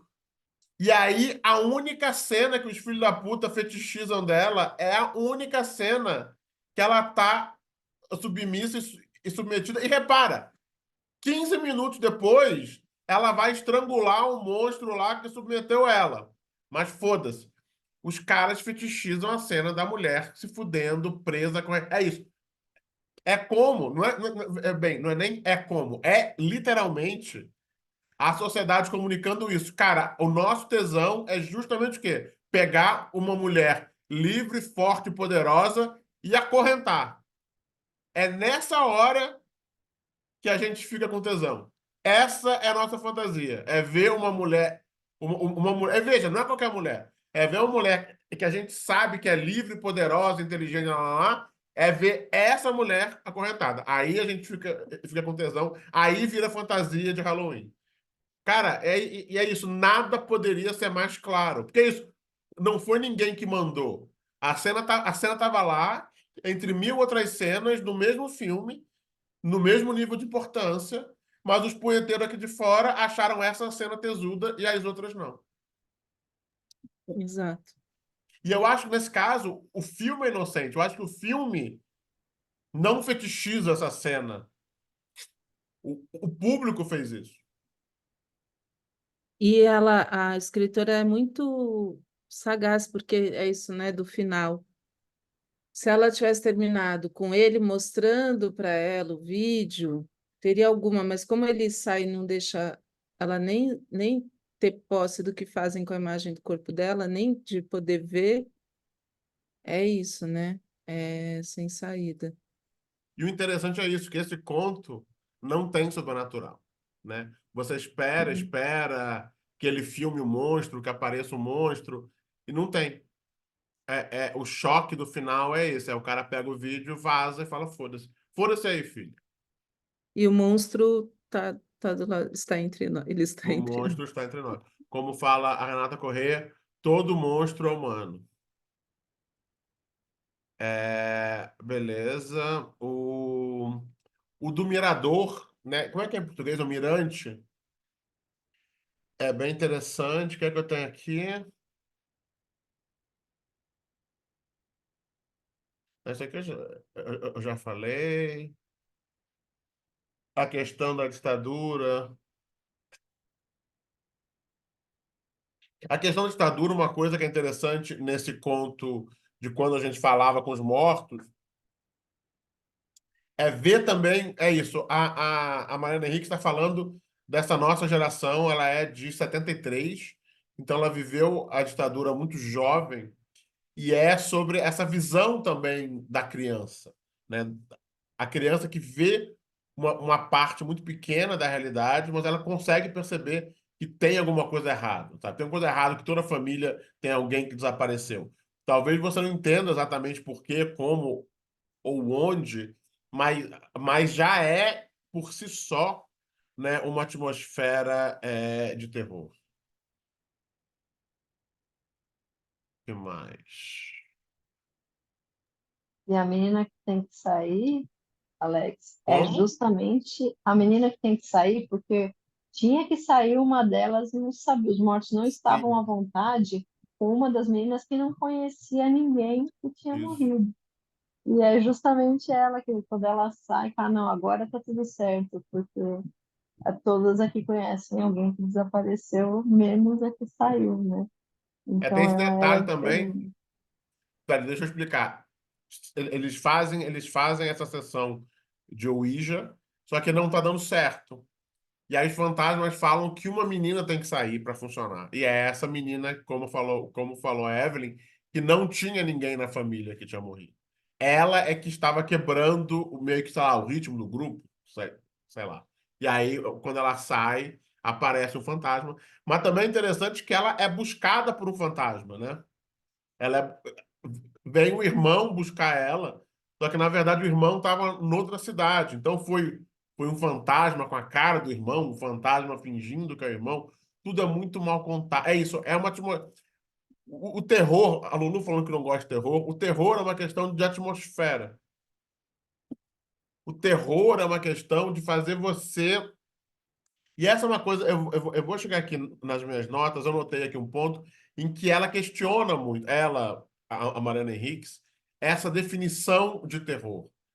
Por exemplo, ela fala, cara, vários contos clássicos, icônicos da literatura argentina seriam contos de terror. Borges escreveu vários contos de terror. Então, quer dizer, na verdade, acaba sendo um rótulo que é mais, não é um rótulo técnico, é um rótulo de xingamento. Porque é isso, quando o cara é da literatura e é respeitado e faz um conto assim assim, é um conto fantástico, é um conto literário. Quando é uma mulher que ninguém leva a sério, é um conto de terror. Mas se você olha, é o mesmo conto. São as mesmas características. Então, parte do que ela tenta fazer também é reabilitar esse gênero de terror. É mostrar que dá para fazer literatura com terror. Outro, outro Outra coisa interessante dela é que vários contos têm uma voz feminina coletiva. Eu já falei, são grupos de meninas, são narrados pelo grupo de meninas. Como esse aqui, o Nossa Senhora da Pedreira, o Carne, o Coisas que Perdemos no Fogo e várias outras. Que mais? Ah, sim, os títulos, tá? O Coisas que Perdemos no Fogo vem de um álbum de uma banda chamada Low, que é uma banda de Minnesota que ela é fã, eu nunca ouvi falar. E o título do outro livro, Os Perigos de Fumar na Cama, que muita gente acha que ela tirou da Clarice Lispector, que tem alguma coisa sobre isso, ela falou que ela tirou de um gibi do Sandman, do Neil Gaiman. Que mais? Uma coisa que ela fala é o seguinte, ó, eu trabalho com nossos medos atuais, sociais, e eu aplico a eles categorias clássicas. O estranho é que não exista tanto terror relacionado com o cotidiano. Deveria ter muito mais. Em espanhol, especificamente, o gênero que fez sucesso e passou a ter características mais sociais foi o gênero policial. Você tem novelas sociais, novelas de preocupação social, que também são policiais. Mas no espanhol, o terror não. No espanhol, é o terror, ficaram sendo essas narrativas que ou são no castelo ou são no folclore. E essa é uma questão dela com o fato de que na nossa literatura em espanhol, dizendo ela, vários contos de terror não foram vistos como terror. Por exemplo, Cortázar, que é um cara que eu nem gosto muito, eu achei ele mala pra caralho. Mas tem um conto dele que eu amo, que é A Casa Tomada. A Casa Tomada é um conto de terror. A Casa Tomada poderia estar em qualquer livro da Mariana Henriques. Mas ninguém vai falar que Cortázar é um autor de terror, e falam isso dela. E ela, então, e ela assume que o mestre dela é o Stephen King, que consegue fazer esse terror não só do cotidiano, mas também esse terror politizado.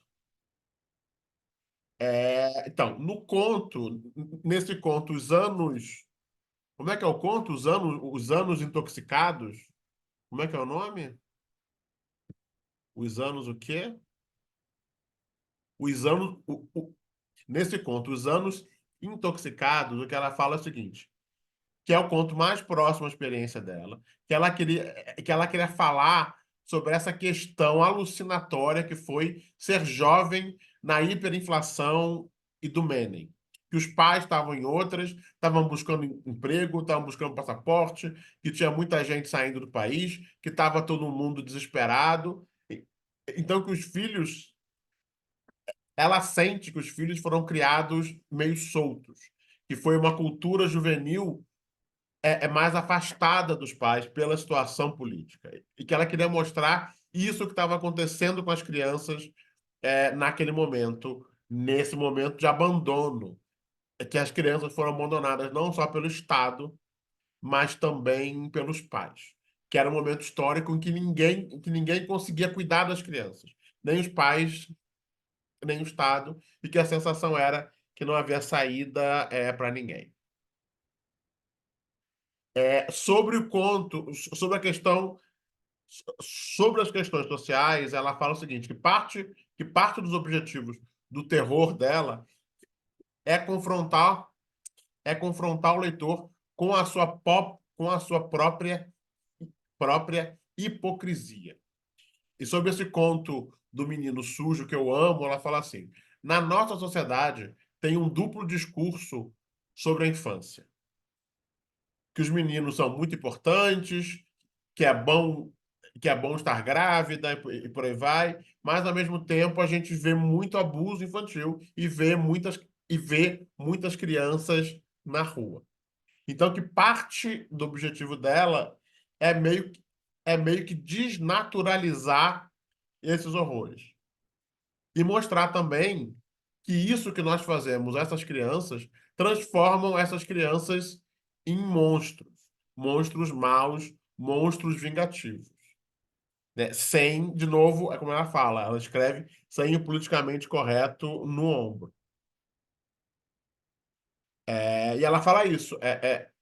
O menino sujo fala do horror de uma criança na rua. Só que ninguém que vai ler esse livro nunca passou por uma criança na rua. Então, na verdade, se o conto tem alguma função, é fazer que a pessoa, depois do conto, passe por uma criança na rua, enxergue o horror daquilo. Que ela busca o horror nos subúrbios de Buenos Aires, nos bairros pobres, nas favelas. Já que eu já falei que os lugares para ela têm espírito, que os lugares são personagens. Essa questão da literatura sem compromisso social, que é isso, é muito interessante, que ao mesmo tempo que ela fala que ela tem um compromisso social e que ela tem um projeto social, ela também pede para a literatura esse lugar onde você não precisa ser responsável com a sua comunicação. Que existe um limite ético na linguagem do jornalismo que não existe na linguagem da ficção e que isso atrai ela à ficção. Esse comentário aqui é muito bom, que ela estava sendo entrevistada e o repórter que entrevistou reparou uma coisa que eu também não tinha reparado, mas que é super verdade. É que em boa parte das histórias dela, o horror acontece com quem procura o horror. Então é isso. O horror é um privilégio. Isso eu achei sensacional que esse homem viu. É isso. Na maioria dos casos, não são histórias de horror que acontecem com pessoas inocentes à revelia. Quase sempre são pessoas privilegiadas, que vivem vidas confortáveis e que, por algum motivo, ou por motivos diferentes, elas buscam o horror. Elas têm uma pulsão pelo mal, pelo terrível, pelo macabro. E elas vão atrás. Talvez porque elas acham que é isso que elas merecem. Talvez porque elas querem sair de seus casulos. Talvez porque elas sentem uma atração, mas que é isso. E que é bem interessante, quando você olha esses contos em conjuntos, é você pensar isso. Que em grande parte dos casos, o mal acontece com quem foi buscar. O Alex, esse foi buscar, nos três que eu li, dois acontecem isso, é que fizeram coisa muito errada, né? Tipo, você riu do mendigo que estava com diarreia, ou você tirou uma com as meninas e fez um bullying ali, né? Ir buscar é, isso, é agir de modo O que ela horrível. fala, não, eu acho que é diferente. Não é nem tanto de merecer, mas é de fato de correr atrás, de você ir ver, de você sentir curiosidade por alguma coisa, e ao invés de você dar um passo atrás, você dar um passo à frente. Falar, deixa eu ver isso aqui, deixa eu futucar, deixa eu perguntar mais. E você vê que vários contos têm esse momento, que é uma coisa muito característica do terror também, mas que é um pouco diferente disso. Uma, uma coisa é você falar, de fato, existe. Esses exemplos é isso. O terror, o terror acontece com quem mereceu. Então é isso. O horror acontece com pessoas que fizeram algo de errado, algo malvado. E aí, de alguma maneira, aquilo dá a volta e morde elas na bunda. Isso é o básico terror moralista. Isso é muito comum, é mais comum que andar para frente. O que esse cara apontou, que o que ela faz é um pouco diferente. Tem isso também em alguma medida, mas muitas vezes o terror vem da curiosidade, de uma certa fascinação, de você não conseguir dizer não, não conseguir dar o passo atrás. E você vai indo, vai se metendo e vai se enredando. Não porque você é mal, ou porque você fez alguma coisa de errado, mas porque você não conseguiu evitar de dar esse passo à frente. Então, é isso que ele aponta. Que mais? Alguém quer dizer alguma coisa? Concordam? Não concordam? Não concordo, porque assim, por exemplo, a tábua Ouija lá para fazer, as meninas queriam falar com os mortos. Ah, tem a casa assombrada. Eles foram entrar na casa assombrada. A outra, nossa, tem uma parada esquisita acontecendo no vizinho. Acho que eu vou me jogar lá dentro e ir atrás do negócio, sabe? As pessoas começam a agir como se elas tivessem. É isso, não é que é uma decisão que elas tomam não é exatamente racional, porque parece que elas são compelidas mesmo para fazer exatamente aquilo que é o contrário do que uma pessoa que quisesse evitar faria, sabe? Uma curiosidade, uma atração, um preciso resolver isso. E vai atrás, não, deixa eu ver o menino, cadê a mãe? Cadê? E está investigando, sabe? É nesse sentido que o pessoal procura.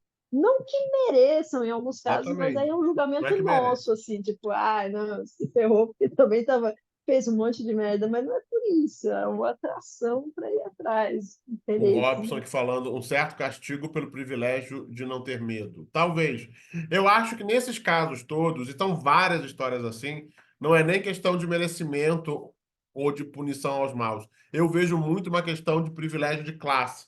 Eu acho que esse conto do menino sujo é um bom template do que é isso. É uma mulher rica numa posição confortável que vê um menino pobre que precisa de ajuda e ela decide quebrar a própria insensibilidade e ajudar. Mas no que ela vai ajudar ele, ela vai se miscuindo num mundo cada vez mais e mais sinistro que ela não conhece e onde as coisas não estão sob o controle dela. E eu acho que esse template, mais ou menos, é o que se repete em vários contos, como todos os que a Evelyn sugeriu. E acho que tem a ver com o fato de que tudo que ela escreve tem um componente de classe. Eu vejo nisso um componente de classe. Que mais? Eu tô quase acabando tudo que eu tenho para falar, tá?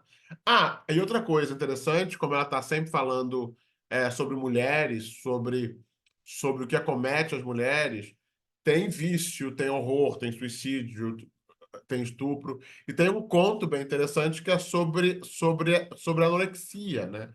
Que é da mulher que encontra uma caveira na rua e fica fascinada pela caveira e decide que ela vai ser tão magra quanto a caveira. E é uma coisa doida. E é uma coisa doida. E eu acho bem interessante que a Mariana Henriques foram perguntar para ela desse conto, e ela fala o seguinte, que eu acho bem interessante, e essa é a última coisa que eu tinha aqui para falar. Que ela fala que ela vai nessa distinção que ela faz entre jornalismo e literatura. Que ela fala que nesse conto ela mistura uma certa fascinação com a morte e a anorexia com um fetiche da mulher pelo esqueleto que ela acha que é até razoável. O fetiche cada um tem o seu. É um desejo, foda-se. Mas que, nesse caso, se mistura com uma anorexia meio que fatal.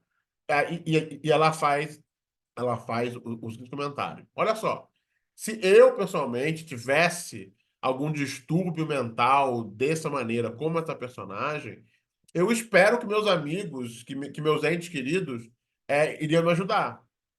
Mas isso aqui é literatura. Na literatura, eu só estou interessada por esse tema, pelo tema do corpo, pelo tema do desejo, sobre como esse desejo é, extrapola o discurso médico, o discurso da saúde, o discurso religioso, o discurso do tabu, o discurso da carne. E sim, muitas vezes acaba mal. mas no terror quase tudo acaba mal, né? E eu estou seguindo meio que o cânone do terror. Não quer dizer que eu acho que todo mundo que tem fetiche vai se dar mal ou vai acontecer uma coisa horrível. Mas nos contos de terror, sim, todo mundo se dá mal no final. E essa é a vibe. Tipo assim, querendo dizer o seguinte, eu não estou criticando as pessoas que têm desejos desviantes ou diferentes ou exóticos.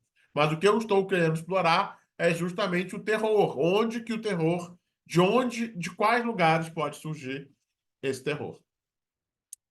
E basicamente era isso que eu tinha para falar, era isso que eu tinha notado. A gente já conversou bem. Agora eu tô por conta de vocês, gente. Vocês querem mais falar alguma coisa? Comentar algum conto? Alguma coisa que vocês lembraram? Que mais? Alex, eu lembrei desses filmes do diretor do Corra, sabe? Você viu? Corra? Porque também é um gênero de terror, né? No caso, inverte, né? Sim. É muito bom que os vilões são os brancos, mas que também, né, o terror como esse recurso de mostrar como o nosso mundo que a gente tem como ordinário o terror tá ali, né? E mudar a visão para o que é o terror, né? Então isso é muito bom, eu acho. Eu acho que, justamente, Lulu, o terror, durante muito tempo, ele ficou estéril. A gente ficou fazendo terror sobre as mesmas coisas e ficou uma coisa chata. Por isso que o Stephen King é tão revolucionário. E ele já era revolucionário escrevendo como homem branco nos Estados Unidos. Quando mulheres latino-americanas como a Mariana Henriques pegam as lições dele e aplicam para mulheres na América Latina, elas de fato criam uma coisa que é nova, que é única, e que eu acho que é uma das grandes novidades da literatura dos últimos tempos. Eu estou, de fato, fascinado. Deixa eu pegar mais uma coisa para mostrar para você.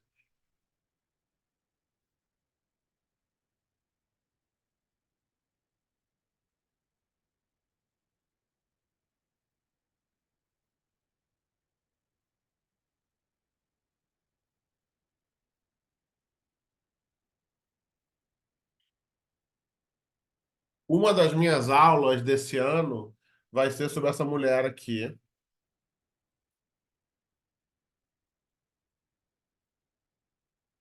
Não dá Maria, para Maria Maria. Fernanda Ampuero. Esse livro eu não li ainda. Eu li o outro livro dela, que eu não estou achando aqui. Peraí.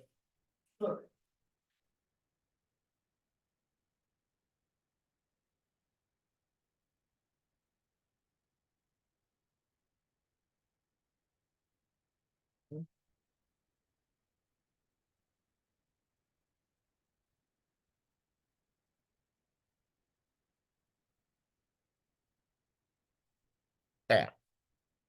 Ela tem esse livro, que foi o primeiro livro dela, Rinha de Galos, e ela tem o segundo, que se chama Sacrifícios Humanos.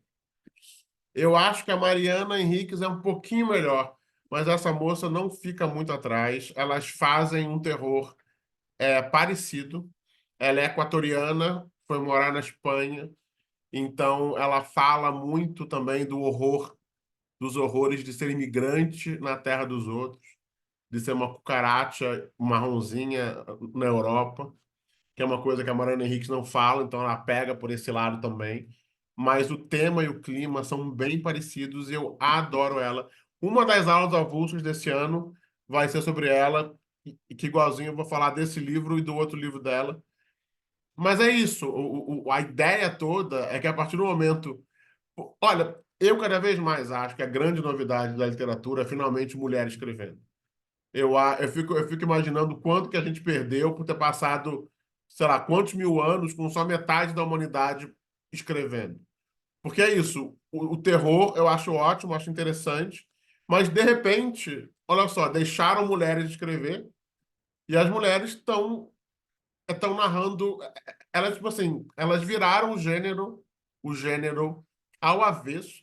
estão fazendo coisas incríveis, coisas novas, mostrando coisas que estavam sempre aí e que a gente não tinha visto. E no caso No dessas duas terror, né? autoras, eu acho que elas são brilhantes exatamente nisso, nessa É. questão do horror, do horror social. Então, por exemplo, essa moça, ela tem várias histórias, ela tem várias histórias que ficam na minha cabeça, sabe?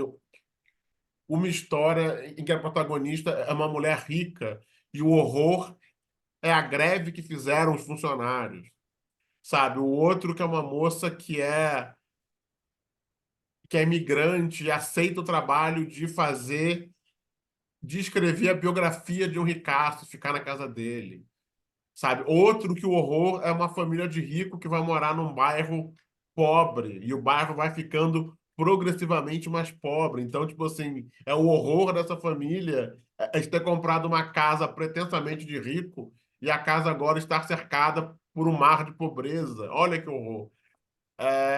Então é isso. Isso tudo narrado na chave do horror, narrado no tema, no tom, na atmosfera de horror, mas trazendo não serial killer, não monstro ou sobrenatural, mas esses pequenos horrores da desigualdade. De novo, não são livros chatos, não são livros preachy, não são livros que ficam esfregando na sua cara. Olha, sente isso, pensa aquilo. Mas são livros que tiram horror de situações que são muito comuns que talvez a gente não se desse conta de quão horríveis são. Então, Tem eu tô mais bem uma. empolgado. Diga, O Alex, essa Samantha Schweblin, ela tá quero ler, nessa. tá na fila. É, esse daqui, ó, Pássaros na Boca. Falam que ela é Eu acho dessa que turma tá também. nessa família aí de Sim, mulheres. exatamente. Eu quero ler ela por isso. Eu baixei vários livros dela hoje, justamente porque eu tô bem curioso de ler. É isso. Eu vou correr atrás de ler todo mundo que falem que é parecido com a Mariana, porque eu acho ela incrível. Então eu quero ver como que outras pessoas estão lidando com isso. Mas é isso. Essa Maria Fernanda Poeiro vai ser esse ano em algum momento e vamos ler, vamos conversar. Mais alguma coisa, gente? Digam lá. Perguntas, dúvidas, questões? Acabou? É isso? Gente, vocês são incríveis. Essas aulas são muito divertidas. É muito legal ler livro e conversar com vocês. Muito obrigado, Evelyn, Evelyn e Lulu, por estarem aqui, ligarem a câmera e terem lido e falado e conversado. Obrigado, Robson. Robson falou muito bom.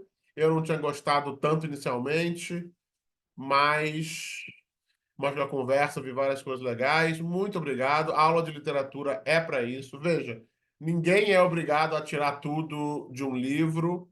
A gente tira o que pode e o que quer.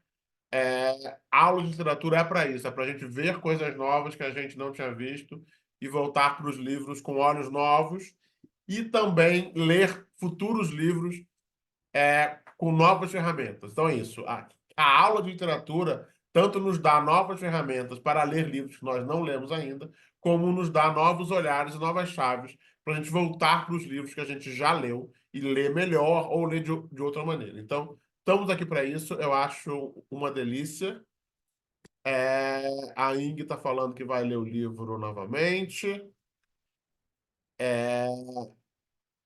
A Cecília amou a Mariana, já colocou mais livros dela na lista. O Robson não ligou a câmera porque não me quer vender na cara dele, muito justo. E é isso. Estou impressionado com o que contar. Só mais uma coisa. Tem esse outro livro da Mariana Henriques, que é o Nossa Parte de Noite. Eu não li ainda, tá na minha fila, eu quero ler. Próximo romance, o romance que eu quero ler. Todo mundo elogia, ganhou todos os prêmios e é um puta, quer dizer, é um puta livro. Dizem que é um puta livro. Eu tenho certeza, eu já estou levando fé. A Evelyn leu, gostou, eu quero muito ler. É uma história, é uma road trip pela Argentina falando de questões de ditadura, e nesse caso é uma história masculina. É uma história de um pai e de um filho. Então, é isso. Todo mundo diz que é um dos grandes romances argentinos dos últimos anos. E eu quero muito ler, estou bastante curioso. Quem sabe Mas depois também tem bastantes mulheres, viu? As tem mulheres bastante são mulher. fundamentais nesse livro. Eu tenho a pergunta para a Ing. A Ing falou: eu nunca leria um livro classificado como terror se não fosse pela sua recomendação. E falou que vou ler o livro novamente. Mas, Ing, quando você leu a primeira vez, estou presumindo que você leu já alguma vez. Você gostou, não gostou, ficou decepcionada? Como é que foi a sua experiência? Porque, não, a Lili, a Lulu não é do horror, mas gostou. O que é que você achou? Você também não viu tanta coisa, não achou tão legal? Eu, Oi, gos- eu gostei, Alex, mas assim, muita coisa eu acho que eu não entendi, porque eu não estou acostumada com esse tipo de leitura, justo, justo. e aí eu quero ler de novo. Eu achei legal, assim, mas aí assim, eu fiquei assim, digo, como eu não achei tão horrível, tão horror, porque para mim, assim, essas coisas assim, parece tão da vida mesmo, a forma que a gente vê a vida. Não, talvez a minha vida seja um pouco de horror também. Mas é Não, isso, veja, o horror é um. eu acho também quem é de origem alemã e foi criado com contos de fadas na versão original, eu acho que talvez seja isso que não me chocou tanto, que achei estranho que a Lutz que não quis ver, porque eu digo, mas assim, perto das historinhas dos Trouble até que tá suave. Mas você vê, por exemplo, olha, é porque o horror é isso. O horror é um termo muito. É isso, é um rótulo que não necessariamente vai, vai classificar ou vai se aplicar a todos os contos. E cada conto pode ser lido numa chave de leitura muito boa. Deixa eu só, por exemplo, dar exemplo de um conto que a Evelyn tinha falado, e eu vou explicar mais. Por exemplo, é um dos contos que eu mais gostei, que são que é uma moça que é casada com um cara mala, que ela vai, o nome do conto é o Teia de Aranha, e tá no Coisas que Perdemos no Fogo. Aí ela vai encontrar a família, aí encontra uma prima que ela gosta. Elas decidem passar no Paraguai para fazer compras. Aí vão ela, o marido mala e a prima. E o marido vai enchendo o saco. O marido é isso, é um hominho mala, hominho mala, que vai sendo hominho mala na viagem toda. E elas ficam, pô, que cara chato, que cara chato, que cara chato. Aí elas, numa hora, param numa posada no meio da estrada. E de noite, o hominho, eu vou contar o conto todo. De noite, o hominho mala sai para passear, sai para andar ali em volta da posada. E quando elas acordam, a cama do cara não tá dormida, o cara não voltou. E elas ficam tão aliviadas do mala não ter voltado, que elas nem vão procurar ele. Elas falam, foda-se, saiu, foi embora, dane-se. É isso, elas não combinam, elas só isso. Ai, cadê o mala, fulano? Não sei. Você não sabe? Não sei. Ótimo. Pô, maravilha, não sei, pronto. Aí, tipo assim, a moça do hotel pergunta, mas cadê o seu marido? Ele já foi. É isso. Elas fazem a mala, botam no carro e vão embora. E é isso. O conto é esse. Não teve horror, não teve sobrenatural. Teve um homem mala que foi dar uma caminhada de Esse noite, não conta de, voltou. esse conta de quem? O quê? Essa história de quem? Essa história se chama Teia de Aranha e tá Hum. no Coisas que Perdemos no Fogo. Ah, tá. Eu li o outro. E é isso, Gostei. entendeu? Não tem horror, não tem nada. É o cara que vai passear, não volta, e as mulheres não falam mais nisso, vão embora. E pronto. Mas me parece muito com algumas histórias da minha família. Sim, São talvez. parecidas. Mas peraí, Lulu, diga, tá com o braço levantado. Eu acho que o que me deixa assim, sem querer ler, quase sem querer ler, não é, ó, que chocante ou qualquer coisa assim, mas é isso, assim, é que eu fico achando que é difícil ler algo que retrata a nossa sociedade. E é isso, não é que ele está inventando coisa, ele está retratando o nosso redor, o nosso cotidiano. Só que aí você lê e retrata sem redenção, eu acho, assim, Sim. pelo pouquinho que eu li. Não tem algo que. Não tem um final que aponta por um caminho de que um homem justo não vou acabar com o mundo. Não tem homem justo assim. Então, o mundo é isso aí. Então, eu acho muito bom, acho incrível, acho foda, acho que vou passar pela leitura. Mas me dá, pessoalmente, assim, não é tanto horror, como se eu visse um filme de horror e não dormisse, mas dá um- uma porrada, e aí o que que você faz, né, com isso? Eu também acho, às vezes, Lulu, que você tá parecendo meio millennial nesse seu comentário. O Porque que é quer dizer isso. milênio? Você quer que eu... Não é que eu quero coisas amor e paz e amor.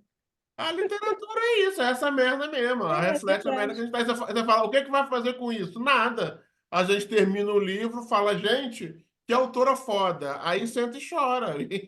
E é isso. Ela É, tá claramente não buscando. É isso, ela não tá oferecendo nada. Esse dá um conto vazio, né? é não vazio. Acho que É eu tô isso, meio mas milênio. ela é roqueira punk. Ela tá falando disso o tempo todo. Ela tá falando desse vazio, dessa vida, das pessoas que se odeiam, as pessoas são rudes, são grossas, são drogadas, estão fodidas. Então é isso, de fato ela não oferece nenhuma redenção, de fato ela não oferece nenhum caminho, mas, porra, As que mulheres que querem ver as outras mortas, mulheres umas a querem ver as mais outras gostosa que a mortas, ela morta, sim. E é isso, ninguém tem pena de ninguém, todo mundo é horrível. né? Então, é isso, veja, ela claramente, eu não chamaria ela para me ajudar a planejar a minha utopia. Talvez ela não tenha boas ideias, mas Ou talvez pelo contrário, né? Ela tem as melhores ideias, porque ela vê a real, né? pode ser. Mas é isso, como literatura é maravilhoso. E talvez o maravilhoso seja isso. Eu acho que a gente hoje, cada vez mais, eu estava brincando, chamando de milênio por isso, porque essa nova geração, os jovens, cada vez mais eles estão exigindo mais bons sentimentos e boas propostas e coisas fofas e não ter gatilhos da literatura de uma tal maneira que as coisas estão ficando progressivamente mais pasteurizadas. É E aí chega verdade, essa mulher que está dando chute na porta, atrás de chute na porta, cada conto é o chute numa porta diferente, e de fato ela aparece, né? Ela se ressalta na multidão. Claramente, ela tem verdade. um projeto estético que é diferente, que é poderoso e que vai longe ainda. E aparentemente esse livro aí dela, que eu não li ainda, todo mundo elogia porque fala isso. É essa mulher, é o tema, o tom desses contos, só que de forma sustentada num romance ambicioso e que por isso é sensacional. Então, de fato, eu estou bem curioso para ler. Então, pode ser que eu engula minhas palavras, né? Não sei. Mas quero ler. Mais alguma coisa, Adorei gente? conhecer. Obrigada, Alex. Obrigada, pessoal. Gente, foi lindo, divertidíssimo. Muito obrigado a vocês que vieram. Eu adoro mesmo, não queria fazer mais nada da vida além disso. Muito obrigado, vocês são lindas. Até a próxima. Semana que vem eu vou conseguir dar aula da prisão Liberdade, quarta-feira que vem. E na outra quarta que vem vai ter a primeira aula da grande conversa medieval, onde a gente vai falar do fim de Roma, começo da Idade Média, o declínio e queda do Império Romano do Gibbon e a Cidade de Deus de Agostinho. Então tem bastante coisa legal nas próximas semanas. Espero ver vocês de novo. Beijo, beijo.